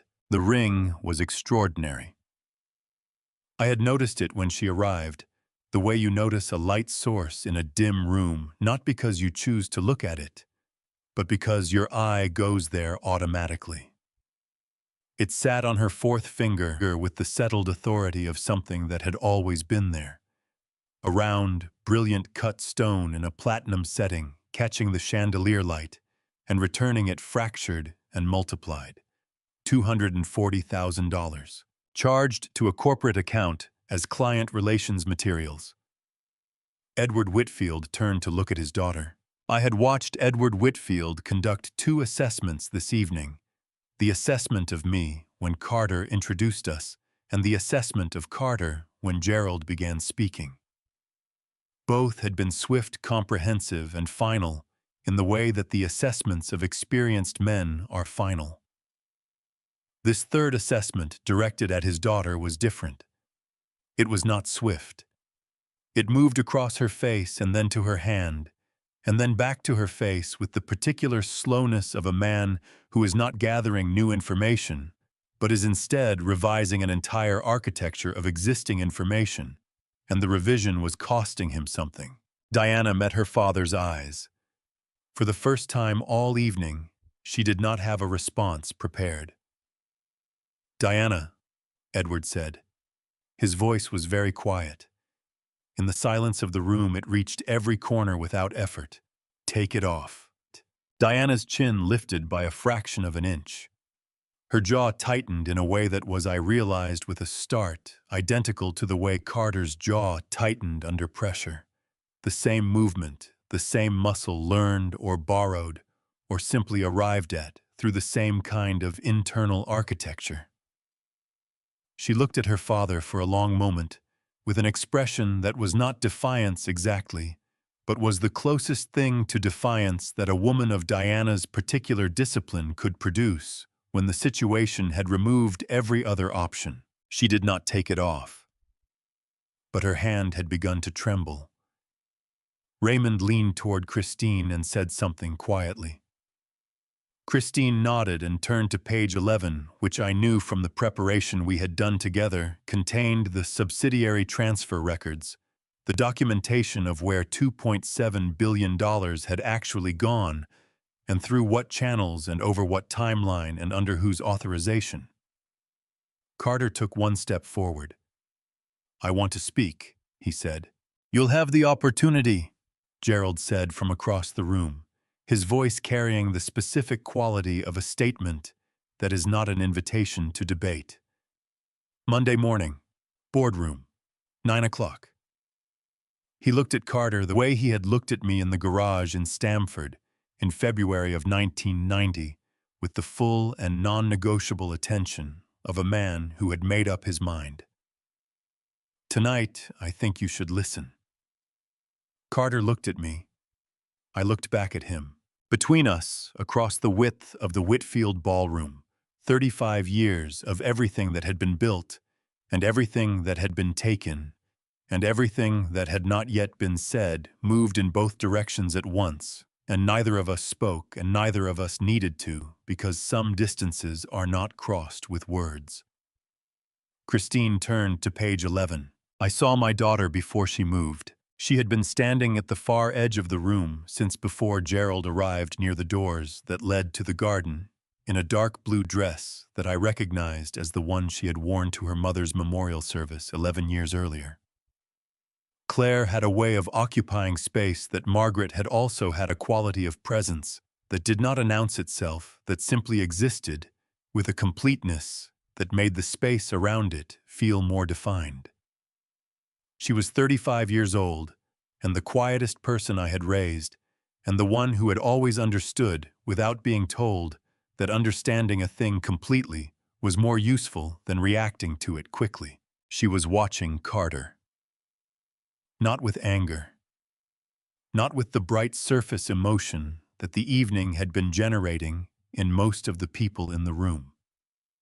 She was watching him the way she had watched things since she was small, with the full, unhurried attention of someone cataloging what they were seeing for a purpose they had not yet revealed. She reached into her bag. What she removed was a small black USB drive, the kind that cost $8 at any office supply store, and that contains, by its unremarkable appearance, no indication of what it might be carrying.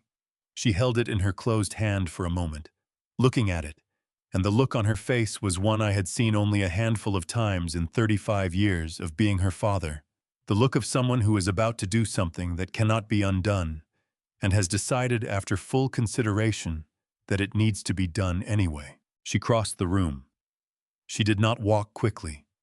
She did not look at Carter as she passed him, though he was 3 feet to her left, and turned to watch her go by with an expression that shifted from confusion to something sharper and more alarmed as she continued past him toward Christine Holloway. She placed the USB drive in Christine's hand without a word, and Christine, who had clearly been expecting it, closed her fingers around it and nodded once. Carter took 2 steps forward. "Claire." His voice had a quality I had not heard in it before, not the managed warmth of a CEO addressing a subordinate, not the practiced confidence of a man who controlled the room. Something rawer. Something that lived underneath the performance and had been there, I suspected, since before Diana, since before the corner office, since the years when he and Claire had been children in the same house on Birchwood Drive, building things together in the garage on Saturday mornings. "Claire, what is that?" She turned to face him. "I found it 6 weeks ago," she said. Her voice was steady in the way that things are steady when they have been held in place by considerable effort for a considerable time. "I was cleaning out the storage room on the 4th floor, the one that used to be Dad's office before you had it converted. There was a filing cabinet in the back corner that hadn't been opened in years. I opened it." Carter's face had gone the color of something that has had its blood supply interrupted. "Inside the cabinet," Claire continued, "there was a folder. Inside the folder were printed copies of emails. The emails were sent from your personal account to a domain registered to Meridian Pharmaceutical Group. She paused. Meridian is Hayes Biomedical's largest competitor. The emails contained internal research data development timelines and proprietary compound formulations that are covered under Hayes Biomedical's trade secret protections. The room had become so quiet that I could hear the October wind moving through the elm trees outside the garden doors, a sound like the careful turning of pages. "Carter," Claire said, and her voice broke slightly on his name in a way she did not try to conceal, which was the bravest thing I had seen anyone do all evening. "I found it by accident. I want you to know that. I was not looking for it. I did not go into that room to find something to use against you." Her eyes were bright with something she was working to contain. "I stood in that storage room for 20 minutes, holding that folder, before I decided what to do. I thought about putting it back. I thought about coming to you directly. I thought about pretending I had never been in that room." Carter said nothing. The color had not returned to his face. "I kept thinking about Dad," Claire said. "About what he built. About what you were doing to it." She stopped. She pressed her lips together for a moment, a gesture so familiar that it cracked something open in my chest, because it was the exact gesture Margaret had made when she was working to say something difficult and wanted to say it precisely. "I kept thinking that someone had to choose, and that if I didn't, I was choosing anyway." Christine plugged the USB drive into a laptop that Raymond had opened on the side table. The screen filled with a document that she enlarged and turned so that the people nearest to her could read it. The email at the top of the document was dated 8 months earlier. The subject line read, "Preliminary Discussion Compound Data Transfer." The first line read, "As discussed, I am prepared to provide the following materials in advance of our formal agreement." Carter looked at the screen. Then he looked at Claire. Then he looked at me. "Dad," he said. It was the first time all evening that the word had sounded like what it actually was. I crossed the room. Not quickly, not dramatically, but with the particular deliberateness of a man who has been waiting for a long time to close a specific distance and understands that the closing of it matters as much as everything that has led to it. I stopped in front of my son and looked at him, at the face I had known for 42 years, at the person underneath the person he had been performing all evening, at the boy who had asked careful questions on Saturday mornings, and the man who had spent a decade forgetting why those questions had mattered. I put my hand on his shoulder. He did not move away. "I know," I said. It was not forgiveness. It was not absolution.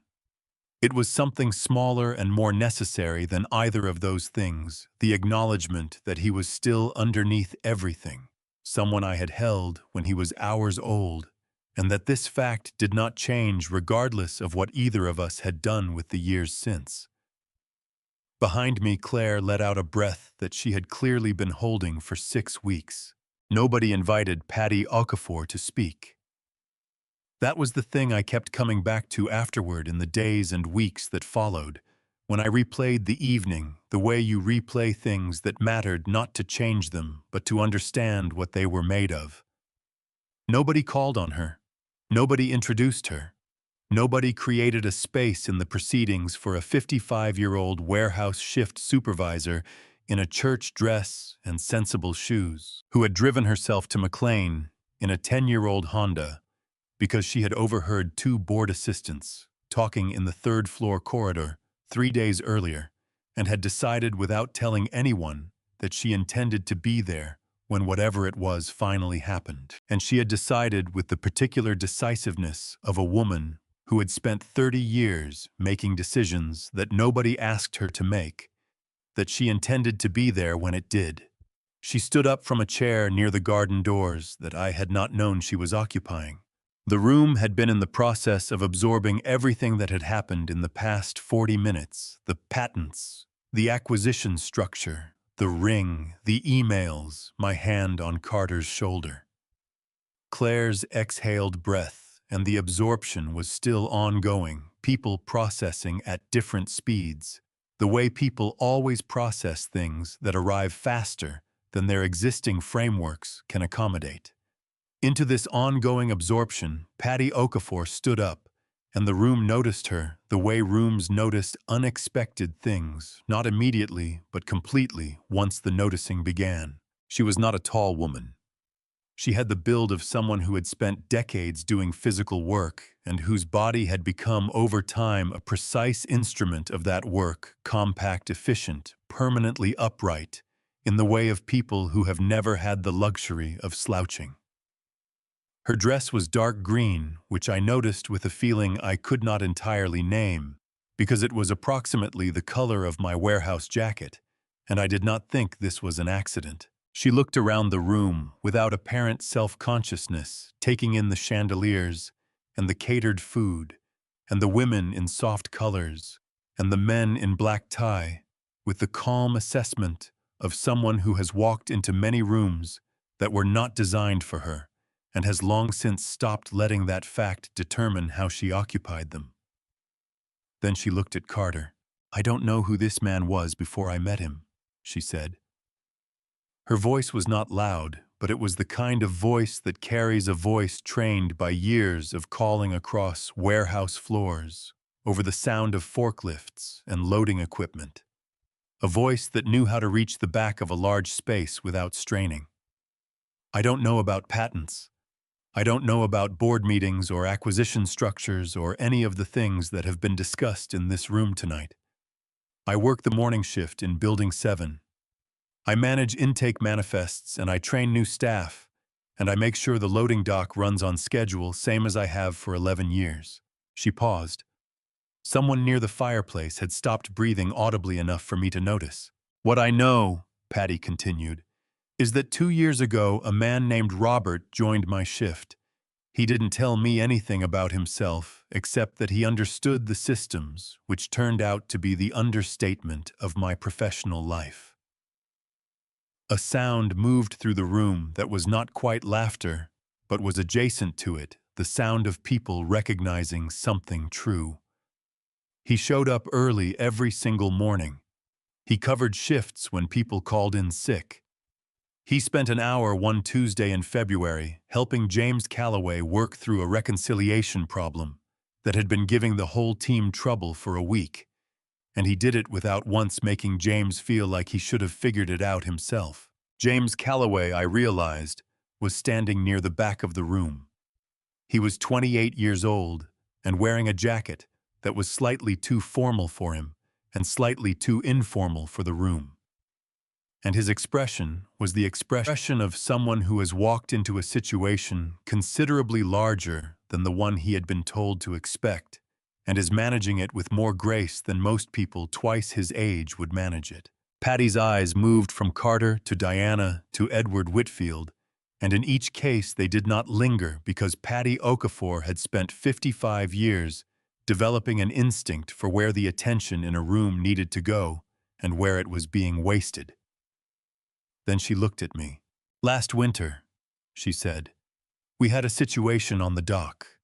A refrigerated shipment arrived 4 hours late, which put the entire morning intake behind schedule, which meant we were going to miss the reconciliation window, which meant compliance was going to get flagged, which meant 3 people on my team were going to have a very bad Tuesday."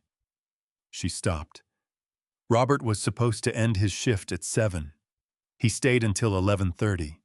He rerouted the intake sequence, absorbed the delay into the existing manifest without triggering the flag, and had the dock clear by noon. She paused again. He didn't tell anyone he'd done it. I found out 2 days later from James. When I asked Robert about it, he said, and I am going to quote him exactly, because I wrote it down when I got home that evening. "The work needed doing. The shift was ending. Those aren't the same thing." The room was quiet in a way it had not been quiet all evening. Not the stunned quiet of people processing financial revelations, not the loaded quiet of people calculating positions and allegiances, but something different and simpler, the quiet of people who have just heard something true, said plainly, and who recognize the truth of it, and who have nothing to add because nothing needs to be added. I don't know what this man did before Building 7, Patty said. I don't know what's in those folders, or what those emails mean, or what any of it is worth in dollars. She looked at Carter one final time, and her look was not unkind, which was somehow more devastating than unkindness would have been. But I know what he's worth every single morning when he shows up before the rest of us and makes sure the work gets done. And I know that a man like that does not deserve to stand in a room full of people who think they know him and be told he is something less than what he is. She sat down. The room stayed quiet for the length of time it takes for something true to finish settling. Then Claire, standing beside me, put her hand into mine and held it the way her mother had held it, at ribbon cuttings and board presentations and hospital waiting rooms, and every other moment that had mattered, with both hands, completely, without reservation. I looked at the ceiling of the Whitfield ballroom for a moment, because I needed to look somewhere that was not at another person's face. The chandeliers were extraordinary. I had always thought so. 3 weeks is not a long time. In pharmaceutical development, 3 weeks is the margin of error on a single assay. In corporate litigation, it is barely enough time to file a preliminary motion. In the life of a family, it is the length of a silence that has settled into something permanent, without either party having decided that it should. In the 3 weeks between the evening at the Whitfield estate and the special shareholder meeting convened for the 14th of November, the following things happened. Carter retained outside counsel. Diana moved into the guest suite of her father's house in Georgetown. Edward Whitfield issued a statement through his office, indicating that his family would have no further comment on matters pertaining to Hayes Biomedical. The board of directors placed Carter on administrative leave pending the outcome of the shareholder review. And Raymond Stokes, for the first time in 3.5 years, walked back through the front entrance of the Hayes Biomedical main facility in Gaithersburg and sat down at a desk in the financial research department with a temporary access badge and a mandate from Christine Holloway to reconstruct the complete picture of the subsidiary transfers. I drove to the meeting in the same 7-year-old Subaru with the dent in the rear quarter panel. I wore the warehouse jacket. The Hayes Biomedical boardroom occupied the northeast corner of the 6th floor of the main facility, which meant it looked out over the loading dock of Building 7. I had chosen that placement deliberately when I designed the floor plan in 1994, because I had wanted the people who made decisions about the company to be able to see if they chose to look the place where those decisions became physical reality. In 30 years, I was not certain that anyone had looked, but the window was still there. Gerald Hartman called the meeting to order at 9 o'clock precisely, which was the time he had specified to Carter 3 weeks earlier in the Whitfield ballroom, and which was the time Carter arrived with 2 attorneys and the particular bearing of a man who has spent 3 weeks preparing an argument and believes still that the right argument can change the outcome of anything. I was wrong about that. But I understood why he believed it. I had raised him to believe that preparation was the answer to most problems, which was true for most problems and was not true for this one. Carter sat at the far end of the conference table from Gerald. His attorneys flanked him, which gave his position at the table the appearance of a fortress, which I suspected was intentional. Christine Holloway sat to Gerald's right with the leather portfolio and 3 additional folders that had been prepared in the weeks since the party. Raymond sat beside Christine, a legal pad in front of him, covered in the dense, precise handwriting I remembered from 11 years of financial reports. Thomas Ellison sat across from them. Dr. Helen Marsh, who was 62 years old and had been a senior research scientist at Hayes Biomedical since 1997, and had worked directly with me on 6 of the company's 47 patents, sat at the end of the table nearest the window with her hands folded in front of her and an expression of composed determination that I recognized as the expression of someone who had been waiting a long time to be in this room. I sat in the middle of the table, not at the head, not at the far end. In the middle, which placed me equidistant from every other person in the room, which was where I had always preferred to be when things that mattered were being decided. Gerald opened the meeting by summarizing the events of October 18th and the subsequent board actions. Carter's lead attorney interrupted twice. Gerald acknowledged both interruptions with the courtesy of a man who has no intention of being redirected by them, and continued without adjustment. Carter waited until Gerald had finished. Then he straightened in his chair, and the performance that I had watched assemble and disassemble over the course of the evening at the Whitfield estate had been reconstructed over 3 weeks into something more polished and more careful, and in its way more dangerous. "I want to address the characterization of my father's role in this company," Carter said. His voice was the CEO voice, measured authoritative, designed to fill a room without appearing to try. The founding history of Hayes Biomedical has been presented tonight in a way that significantly overstates my father's operational contribution relative to the growth that this company has achieved under current leadership. The 47 patents are historical assets.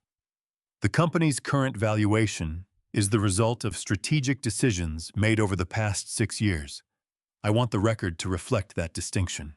The room absorbed this. Then Dr. Helen Marsh unfolded her hands. She did not stand. She simply placed both palms flat on the table and looked at Carter with the expression of someone who has held a very specific thing inside them for a very long time and has finally found the room where it belongs. "I have been a research scientist at this company for 27 years, she said.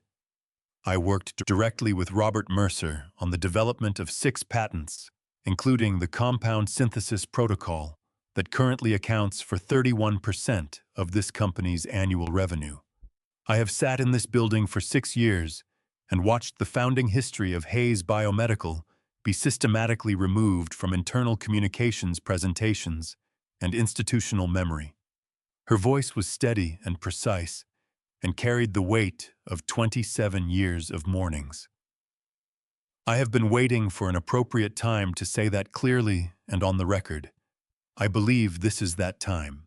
Carter looked at his attorneys. The lead attorney leaned toward him and said something quietly. Carter nodded. "The record," he said, "will also reflect the financial irregularities that have been alleged, which my legal team intends to address through the appropriate." "The record," Christine said, opening the first of her 3 additional folders, "will reflect the complete financial documentation that Mr. Stokes has reconstructed over the past 3 weeks. The total figure inclusive of the subsidiary transfers, the unauthorized asset dispositions, and the discretionary account misappropriations is $2.9 billion. The number landed in the room the way large numbers land when they are spoken aloud in spaces where people understand what they mean, not with drama, but with weight, the specific gravity of a figure that has moved from abstraction into consequence.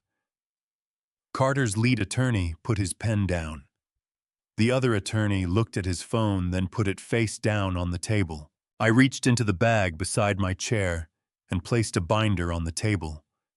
It was 3 inches thick and contained 35 years of patent filings, founding agreements, board resolutions, licensing contracts, and financial records going back to a seed investment receipt from Gerald Hartman, dated February of 1990.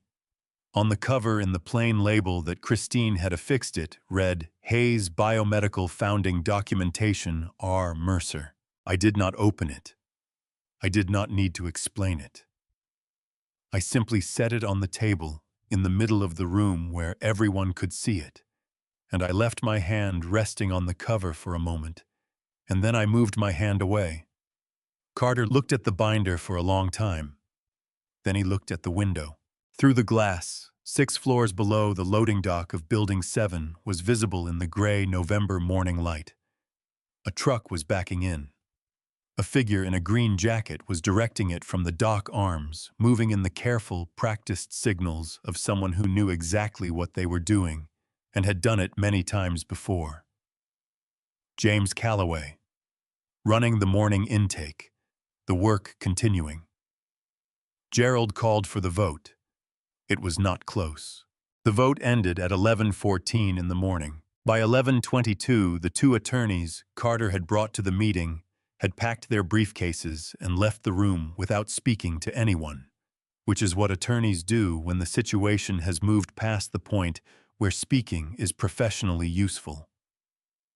Carter remained seated at the far end of the conference table while people filed out around him, not because he had decided to stay, but because he had not yet decided to leave, which is a different thing. And I recognized the difference because I had seen it in his face before, not often, but in the specific moments of his life when the path forward had become genuinely unclear to him, and he was waiting for his own mind to produce direction. Gerald stayed. When the room had emptied to the 3 of us, Gerald at his end, Carter at his, me in the middle, where I had sat through the entire proceeding, Gerald looked at me with the expression he had worn in the Stamford garage in February of 1990. The expression of a man who has arrived at something he has been working toward for a long time and is taking a moment to acknowledge that he has arrived. "The board would like you to consider resuming an executive role," Gerald said. "Not necessarily the CEO position. We are open to whatever structure makes sense. But Robert, the company needs someone at the center of it who understands what it was built to do. The board believes that person is you." I looked at the window. 6 floors down the loading dock was quiet now. The morning intake finished Building 7 running on its own momentum, the way things run when they have been built correctly and maintained consistently and trusted to do what they were designed to do. "No," I said.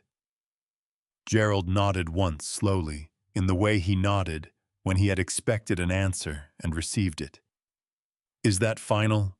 "I don't need the chair," I said. "I never needed the chair. What I needed was for the truth to be in the room. It's in the room now. That's enough." Gerald looked at me for a long moment.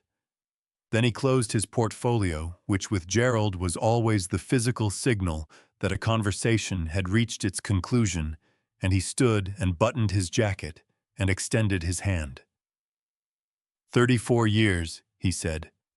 "34 years," I said, and shook it with both of mine. He left the room. Carter and I sat at opposite ends of the conference table, in the quiet that followed the November light coming through the northeast window at the low angle of late morning in the middle of November, casting long shadows across the surface of the table and across the binder I had brought, and across the hands Carter had placed flat on the table in front of him, palms down the way a person places their hands when they are trying to feel the surface beneath them. "The board wants me gone by the 1st of the year," he said. It was not a question. "Yes," I said. "Diana is at her father's house." "I know." He looked at his hands. "She's not coming back." I did not answer that because it was not a question either, and because some things a person needs to say aloud in the presence of another person, not because they need a response, but because saying them aloud makes them real in a way that thinking them does not. The silence between us had a different quality than it had had at any point in the preceding 3 weeks, or the preceding 6 years, or the preceding decade of dinners at the Birchwood Drive house, where we had sat across from each other and talked about everything except what needed to be said. It was not comfortable, this silence, but it was honest, which was more than most of the silences we had shared in recent memory could claim. I stood up and picked up the binder. "Walk with me," I said. We took the elevator down, and walked through the main lobby and out through the glass doors into the November afternoon. The parking lot was mostly empty at this hour, the morning shift long gone, the afternoon shift not yet arrived, the campus in the particular between state of institutional buildings in the middle of a working day. Our breath made small clouds in the cold air. The elm trees along the perimeter had lost most of their leaves, and the ones that remained had gone past gold into the dry, papery brown of things that are holding on past the point where holding on serves any purpose. Carter's car was in the executive lot, the designated space with his name on a placard that had been there for 6 years and would be removed before the end of the month. He stopped beside it and put his hands in his pockets and looked at the space between us in the way people look at distances they cannot calculate. "I knew what I was doing," he said. Not a confession, not an apology. A statement of fact delivered by the man who had decided that accuracy was the only remaining currency available to him. "I want you to know that I knew. I'm not going to tell you I was confused or misled. Diana had influence, but the decisions were mine. The cold was specific and clean, the kind of cold that made everything feel precise. A single elm leaf detached from the tree nearest the lot and moved sideways in the air for a moment before it found the ground. "I know," I said. "I don't know how to—" He stopped, started again. "I don't know what comes after this." I looked at my son. At the 42-year-old man with his hands in his pockets, standing beside a car in a parking lot on a gray November morning, and at the 9-year-old boy underneath him, who had sat on a metal stool on a Saturday morning and asked exactly the right questions, and at all the years between those two people and what had happened in them and what had not. "You figure out who you are without the things you thought defined you," I said. "It's hard work. I recommend starting early." Carter looked at me for a long moment. Something moved in his face that I had not seen there in many years, not resolution, not relief, but the particular expression of a person who has just been handed something they did not expect and does not yet know what to do with it. He got into his car. I stood in the parking lot with the binder under my arm and watched the taillights come on red in the gray afternoon, and then the car moved slowly out of the lot and turned onto the campus road and was gone. Some distances cannot be closed in a single conversation, but they can be opened. And opening is where everything begins. December in Connecticut is a specific kind of cold, not the sharp, purposeful cold of November, which arrives with the intention of changing things, but a settled cold. A cold that has made its peace with itself and with the landscape it inhabits that lies over the fields and the stone walls and the old cemetery on Millbrook Road in Stamford, the way a hand lies over something it intends to keep. The grass between the headstones was the color of straw. The elm trees along the eastern wall had given everything they had to give and stood bare against a sky the color of old pewter patient, in the particular way of things that have learned that patience is not the absence of feeling, but the management of it. Claire drove. She had arrived at my house on a Sunday morning in the second week of December, with coffee in a thermos and the particular expression she wore when she had decided something and was not going to be redirected, which was an expression I recognized because I had worn it myself at certain points in my life, and because Margaret had worn it more often than either of us. She did not ask whether I wanted to go. She said she was going, and she said I should come, and she waited while I found my coat. We did not talk much on the drive up from Gaithersburg. Claire had always understood that silence between people who trust each other is not empty, but full.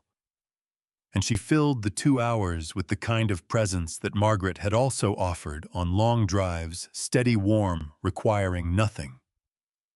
The radio played something I did not recognize and did not need to recognize, and the Maryland landscape gave way to Delaware and Delaware gave way to the particular flatness of southern Connecticut in winter.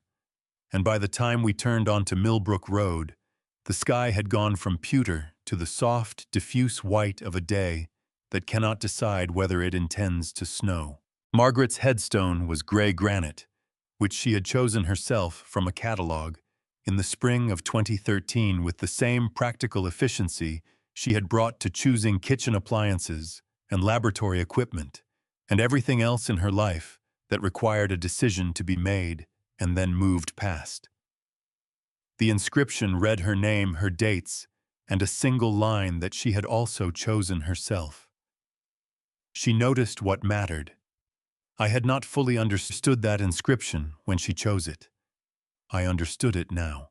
Claire stood beside me with her hands in her coat pockets, and her shoulder close enough to mine that I could feel the warmth of it through both our coats, and neither of us said anything for a long time, which was not silence in the prohibited sense but in the necessary sense, the sense of two people standing in front of something important and giving it the space it deserved.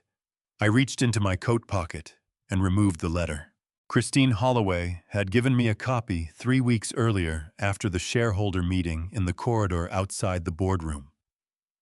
She had handed it to me in a plain white envelope with my name written on the front in Margaret's handwriting, the letters leaning slightly to the right, the way they always had, and she had said nothing because nothing needed to be said, and I had put it in my coat pocket and carried it there for 3 weeks without opening it, because I had understood, without being told, that there was a specific place where it needed to be opened, and I had not yet been to that place. The paper inside had softened along the folds. The ink was the particular blue of the fountain pen Margaret had kept on her desk for 30 years, the pen I had given her on our 10th anniversary, and which she had used for everything that mattered to her.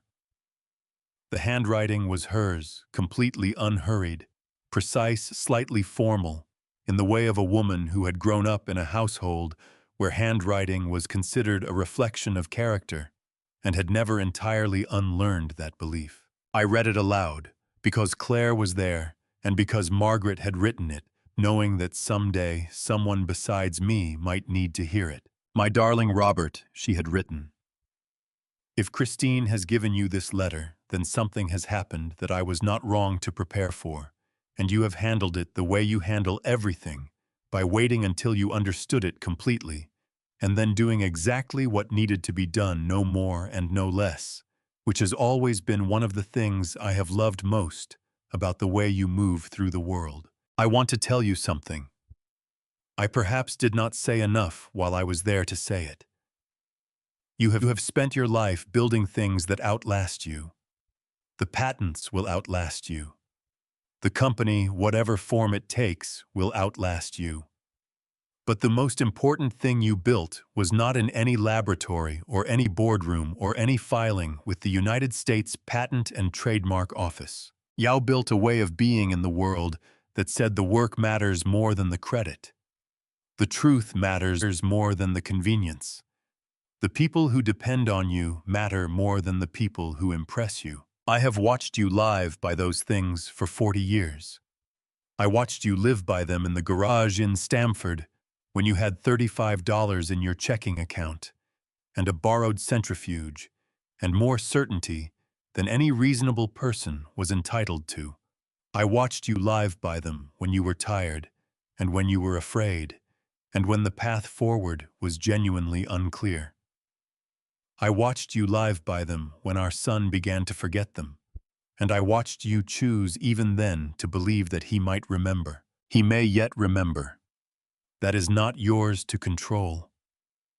What is yours is the choice you make about who you are, regardless of what he chooses. You have always made that choice correctly. I am telling you now, from wherever this letter finds me, that I saw you make it. Every time. You once told me that the most important thing a scientist can do is observe accurately. I have tried to observe you accurately, Robert, for 40 years. Here is what I observed: a man who built things worth building, who protected people worth protecting, and who loved his family with the specific, quiet, daily devotion that does not announce itself because it does not need to. That is the foundation. Everything else was built on top of it. I am proud of you. I have always been proud of you. I am sorry I did not say it more plainly when I had the chance. All my love always, Margaret. I folded the letter along its old lines and held it in both hands for a moment. Claire was crying without trying to conceal it, the tears moving freely down her face in the specific way of a person who has given themselves permission to feel something completely. She did not wipe them away. She stood in the December cold with her shoulder against mine and let them fall, and I understood that she was not crying. Only for Margaret, or only for the letter, or only for the morning at the shareholder meeting, or the evening at the Whitfield estate, or any single moment in the preceding months. She was crying for all of it at once, the way grief and gratitude cry together when they finally find the same room. I placed the letter in my coat pocket and put my hand on Margaret's headstone for a moment. The granite was very cold. It was solid and specific, and exactly where it was supposed to be, which was the most I could ask of anything. She noticed what mattered. Yes, I thought. She did. The sky had made its decision while I was reading. The first snow of the season was beginning to fall, small and deliberate, the way things fall when they have been waiting for the right moment and have finally found it.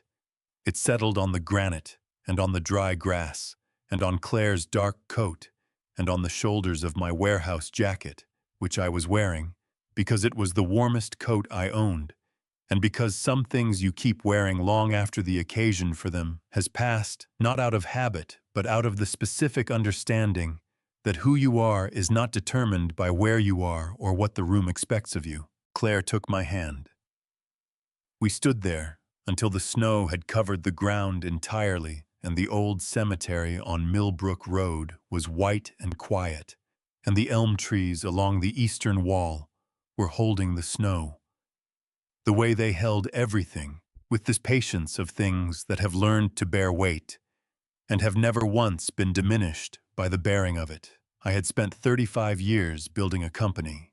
Margaret had spent 35 years building something harder to measure and impossible to take away. She had always been the better builder. There is a grandpa story I did not expect to live. I built a company worth billions. I held 47 patents. I sat in boardrooms with senators and investors and men who believed that power was the same thing as worth. And the truest thing anyone said about me in all those years was said by a woman in a church dress who worked the morning shift and wrote down a sentence I spoke without thinking. The work needed doing. The shift was ending. Those aren't the same thing. I am not telling you this family story because I want your admiration. I am telling you because I made choices I cannot undo. I stayed silent too long. I trusted too slowly.